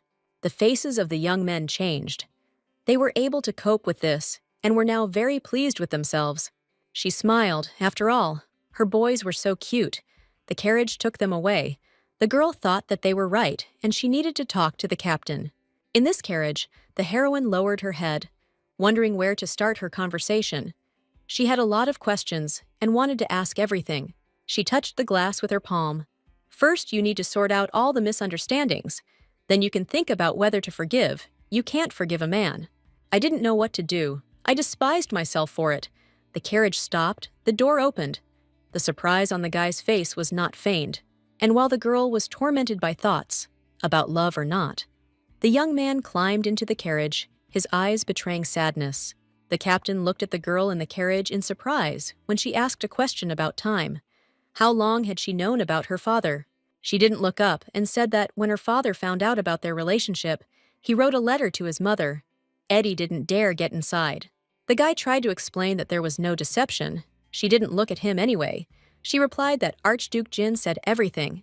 Edgar heard the version with his mother and father, screamed when his father refused the title, referred to his poor health, and his family believed him. I gave in to the girl. All the words were sincere. There were no lies then. Resentment and pain rang in my voice, which still made me look at the man. He raised his head, exhaled sharply. His eyes turned into small buttons as soon as he heard about the trial and his father. He lowered his head, bowed in front of Laurel, turned away as she thought, the expected result. She closed the carriage door. There was a request. She talked about it, so that the captain would stay away from her, she reminded her. She is so tired. She understands and knows perfectly well that she must keep her distance, but she can't. She listened with her head raised, her face turning pale. She asked me to help her with this. When they arrived and began to descend, they heard a call. Someone was calling them. Kane's servant came running to them, barely caught his breath. They urgently needed to bring these two into the office. They learned that there would be no uprising at the prince's coronation. The couple was surprised. In His Majesty's office, they sat down on soft chairs, were impatient to find out the reasons, and hurriedly asked about the uprising. They began to offer options from whom they could find out. Laurel would ask another from herself, Eddie from an ally at the holiday. And so they acted harmoniously and deftly together that Kane looked up from his papers and opened his mouth at this. The man interrupted them. He would have liked to, attracted attention to himself, continue preparations for this uprising, completely confused the knights. He clasped his hands, put his chin on his hands. If they believe in this and the uprising happens, too many people will die. Therefore, we need to act strictly according to plan and keep the rest secret. And that's what we decided on. There are 2 days left before the birthday. They are guided by the information they received from another world and are preparing for anything. The Archduke will be with the red-haired girl, and the attack will happen after the first dance. The other Leah told all this. As planned, Laurel and Edgar will be in the center of the hall, dancing and guarding His Majesty. The captain clearly informed. He clasped his hands, clapped. Kane's face lit up when he heard the plan. Praised the two. He was happy with everything and liked everything. The man nevertheless expressed doubts about their dance, asked to try to dance. Eddie tried to deny it, but the girl easily agreed. She stood up and extended her hand to him. They shouldn't arouse suspicion, so it's worth practicing. If she wants it, they can try it, he agreed, and extended his hand, touching each other. We went out into the street and couldn't find a better place, but the heroine assured us that she would come over, and it was worth trying without music to get into the beat. Edgar blushed, leaned over, extended his hand, asking her to dance. Laurel was waiting for this. She wrapped her arms around the man's shoulders, met their eyes. Memories enveloped them, moving in a dance. Everything that was good between them was remembered. Although she tried to keep her distance from the young man, it happened under the pretext of dancing. She pushed him away, turned away. It hurt too much. Let him take care of himself. Laurel left sadly, with melancholy frozen in her eyes. The captain looked after her with the same melancholy. 2 days later, the maids helped the girl get dressed, straightened and tidied up, and tightened up something. Edgar was also getting ready, buttoning up his doublet. His mother came, handed him a sword, and looked back at her. The doors opened. The marquise entered the hall, she was announced. Everyone raised their heads in greeting. The soldier could not stand it, and asked Edgar to come down, because the captain had already been announced, rolled his eyes, did not like that he was sticking his nose into everything, and took a glass of champagne from the tray. The guy tried to find her among everyone, turned around, couldn't find her. Then Eddie got indignant. She was right in front of them. I couldn't stand it, and shouted that the most beautiful girl in the hall was Laurel. The heroine heard this, but did not look for the source of the scream. But she turned her face, clenched her teeth, began to get angry. This was not the most appropriate time for jokes. They announced next to meet Archduke Jin and the beautiful daughter of Baron Emmer, a red-haired girl hiding behind a fan. Making his way through the crowd, the character felt like déjà vu. Everything was repeating itself. It seemed familiar. Suddenly, he brought out a glass of wine from his thoughts, which ended up on Laurel's dress. She was doused with it, and now they were apologizing. The girl stained her dress. The heroine watched with wide eyes, but feignedly reassured her that she had magic tricks to remove the stain. She asked if I could borrow it for her to clean. Laurel lowered her head, trying to figure it out. The dress on the girl also seemed familiar. Edgar came to the rescue. He brought a napkin. He wouldn't have time, because he couldn't wait for the first dance. She mentally thanked the guy. A man led me away, asking how I was doing, rubbing a red spot on my chest and frowning. The king began his speech, raised his glass. The prince and princess stood behind him, thanking His Majesty for the arrival of the guests. The king raised the wineglass high. The Council of 12 will open this holiday with a dance. Eat, drink, and be merry, said loudly. Laurel and Edgar began to dance. The dress hugged the girl's chiseled figure, and the couple looked very harmonious. They imperceptibly squinted their eyes, shared their observations with the guy that it was, with Archduke Ignis, he agreed, and slightly raised his eyes. He brought his face closer to the heroine, whispered barely audibly that he was taking upon himself the protection of the prince after the dance, and asked her not to take her eyes off those two. The dance ended. The gentlemen bowed, saying goodbye to their ladies, and asked Leah to be careful.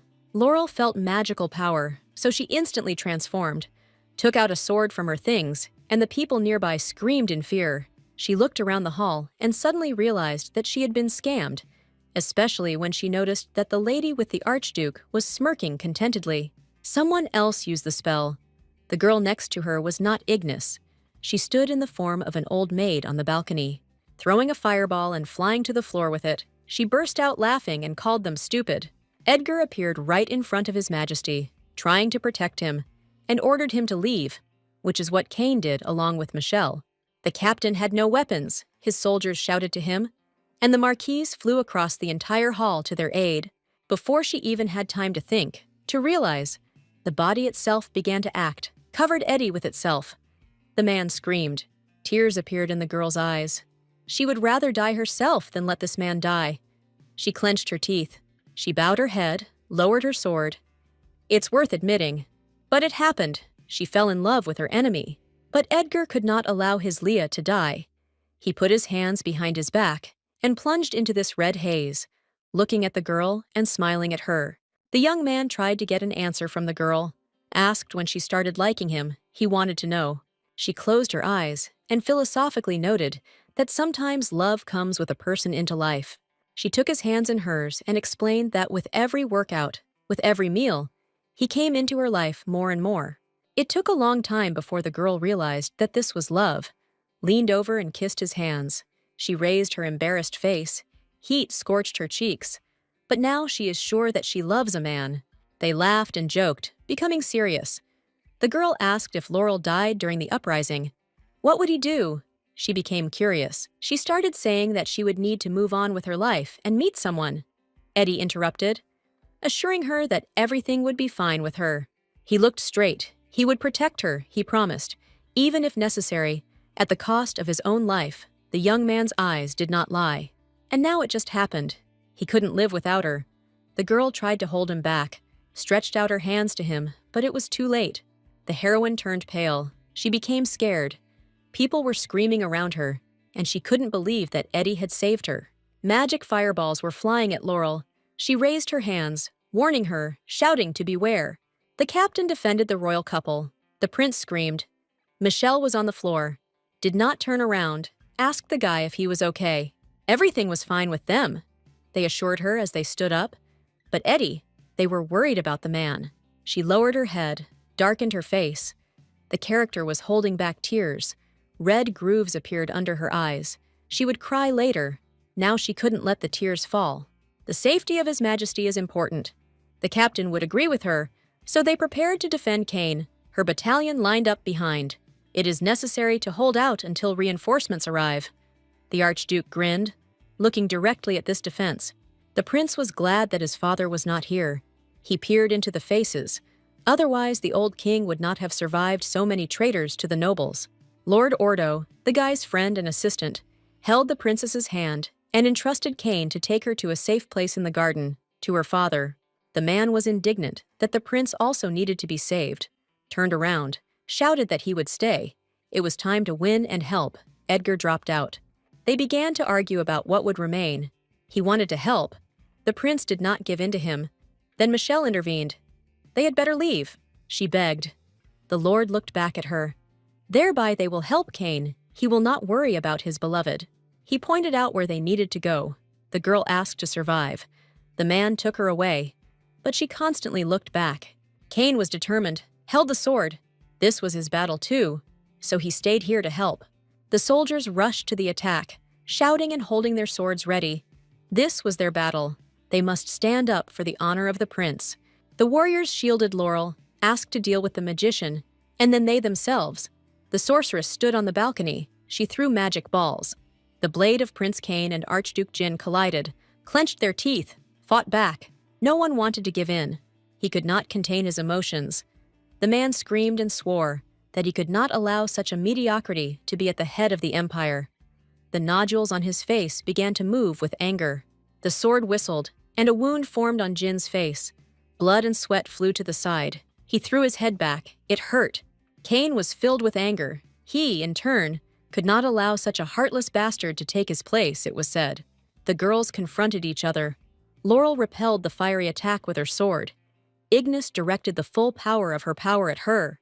Crazy speeches came from the sorceress. She laughed at the captain, egged him on to praise her. Because she killed the enemy, not wanting to listen to such a thing, she swung her sword.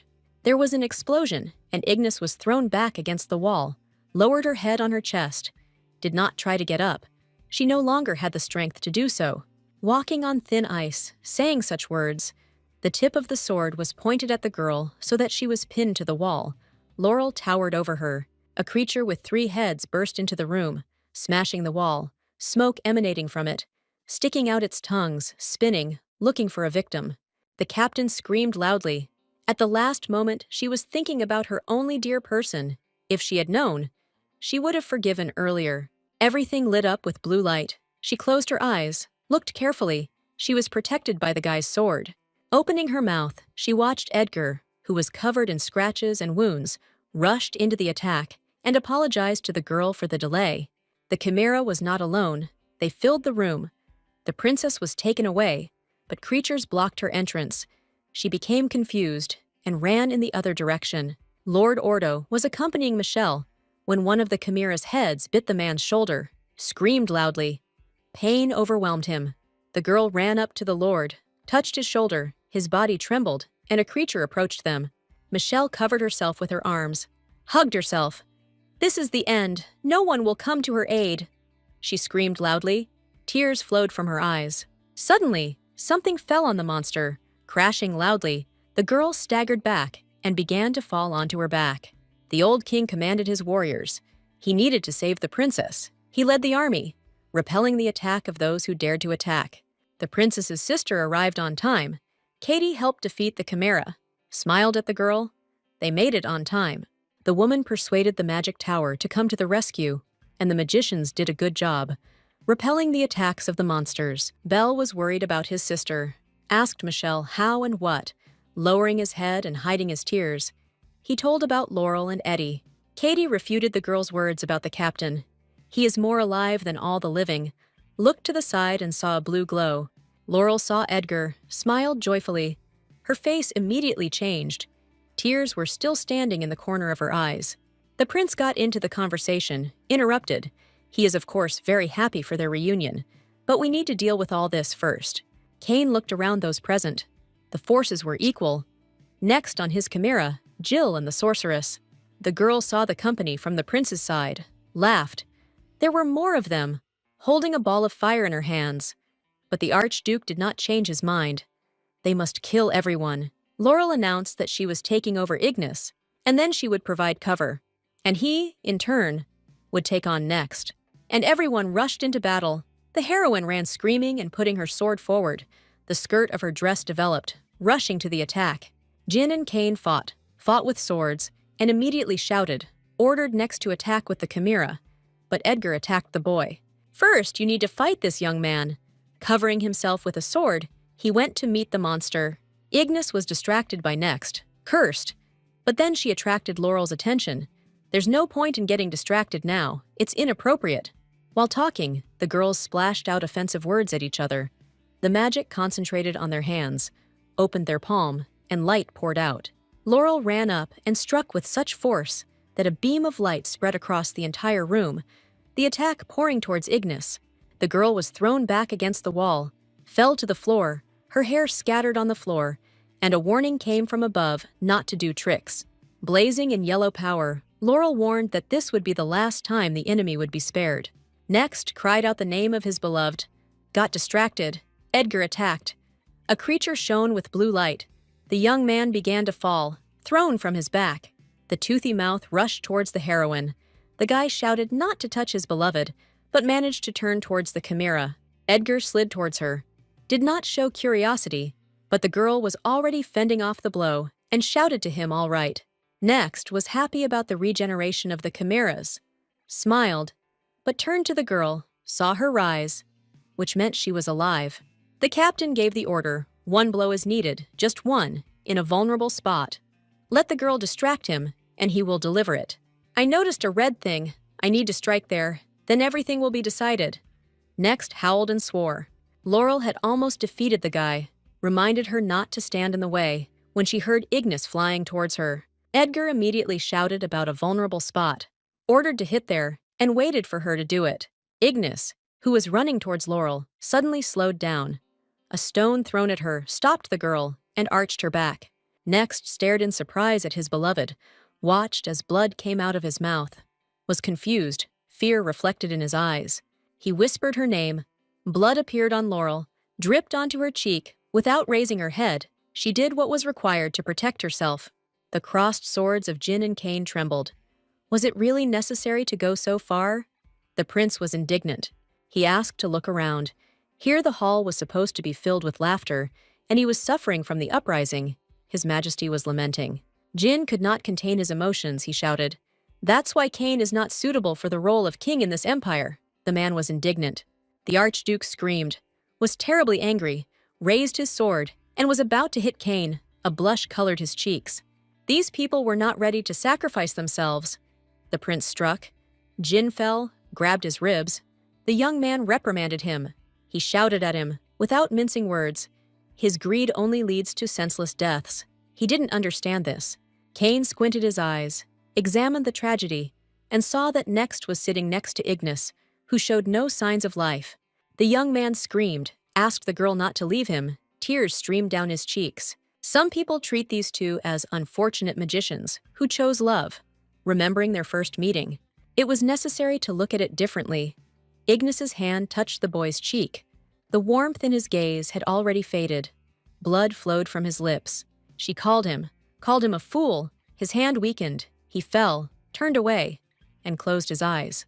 The loud cry of a wounded animal rang through the hall. It was next morning his beloved, holding her tightly to his chest, swaying with his body. Cain looked menacingly. Now everything was finally over. The man couldn't believe his eyes that it all ended like this. The man waved his sword, shouted, "Why was he worse than him?" The prince wondered, did not address anyone in particular. The creature that now occupies the throne is not the case. He opened the mirror and disappeared into it. He simply stepped and ran away from the place. But he suddenly stopped, locked in this mirror. Katie couldn't allow it to end so easily. She held out her hand and kept it locked. He tried to get through, to get out of the mirror. He pounded on the mirror. He would get out and kill everyone. He threw out a promise. Everyone gathered around the mirror where Jin was imprisoned. The prince calmed his anger. It was all over. Laurel looked around, saw Next sitting next to Ignis, turned to him, sitting alone next to her. A girl walked in the middle of the night, her hand bandaged, writing to that other Leah, telling the events that were happening in this world. She also talked about Michelle, who was more glad that she was safe than that everyone was alive. And now the girl knew her place in the kingdom. She also told about her brother. He has been somewhat gloomy lately, having enlisted the support of the tower. He promised to make them improved boxes. I looked at my hand. There was a box in it. I managed to keep mine, which I was glad about. As for her personally, Edgar ran towards her, also with a bandaged hand, calling her by name, concern in his eyes. But noticing her gaze on him, he waved his hand. Not that she thought. He didn't hurt himself for her sake. It was a misunderstanding. She didn't look at the guy. Tears streamed down her cheeks. Because he almost died. Eddie made excuses. He happened to have Bella's trinket. He began to apologize to her, asked her several times about the apology, nodded, agreeing. Then she forgives. Stared at Laurel in shock. She touched his face. Sure. All the apologies were accepted. Everything in general. She understood one thing, that she loved this man. Hearing the captain's confession, he hugged him tightly, squeezed him almost to a crunch. Couldn't believe his happiness. A smile froze on his lips. Anna and Laurel met at the table, closed her eyes. The woman offered a sincere apology. Eddie's father, the former duke, lowered his head. He was ashamed. Tears froze in his eyes. The brother leaned towards the girl, put his palm on her hand, looked into her eyes, as if supporting her. No one expected that the captain would accept an apology, because since childhood, she had loved this woman as a mother. Some sins cannot be forgiven. The lady is forgiven, but not the duke, who will not ask for the death penalty, and this is where Leah's generosity ended. This time, the heroine came to her parents' grave alone, to speak out and ask for forgiveness for everything. She could not save them. She is to blame for the death. Because that other Leah ran out and prevented the death of the prince. This did not happen here. Tears made it difficult to see clearly, but the girl smiled, because finally she did not consider herself to blame for the death. Kneeling down on one knee, she chooses to be happy, which is what her parents wanted for their children. She laid flowers on the grave of her mother and father. Now a bright streak awaits her. She has made a decision. Edgar was walking along the corridor when he suddenly heard a strange sound, screams and arguing, in his office. The guys listened to how to do it, put their hands to their chins. They tried to remember so that it would be easier later. The enraged captain opened the doors and ran in. He shouted at his subordinates that this was not the first time he asked to stop all this. Laurel stood embarrassed with a bouquet of flowers in her hands, her soldiers arguing tastelessly with her. She lowered her head. A light blush stained her cheeks, tried not to look in the direction of the young man. Her thoughts were not in the right place. Snatching the bouquet from her hands, Eddie came too close, leaned over, agreed to everything. Every suggestion she made, the answer was yes. She showed her finger, laughed, because she didn't know what the captain would offer him, and looked devotedly into his eyes. Standing with a bouquet, he opened his mouth and saw Leah getting down on one knee in front of him. His beloved had finally made up her mind. The ring in the box sparkled. As soon as I opened it, there was no turning back. The proposal arrived. The guys of the 1st and 2nd battalions were sitting in papers, trying to figure out things, remember everything they needed.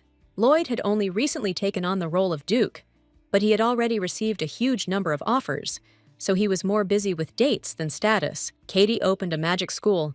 The prince and princess volunteered there, helping the kids become stronger and happier. Belle pointed to the Chimera and Nexta and Ignis. According to the law, they should have been tried. Or rather, Nexta alone. While the guys were dealing with the dead and wounded, they missed the moment when Laurel approached the man and shouted to her. The death penalty awaited him. He wouldn't even have time to bury his beloved. Tears rolled from his eyes. He clenched his teeth and listened to the captain's voice. But the girl admitted that she was too tired. If she decided to run away, she wouldn't be able to catch up. Leah's generosity deserves approval. Nex took advantage of the veiled offer and disappeared. Not alone, but with the Chimera and Ignis. The raven sat on the hand of a contented young man.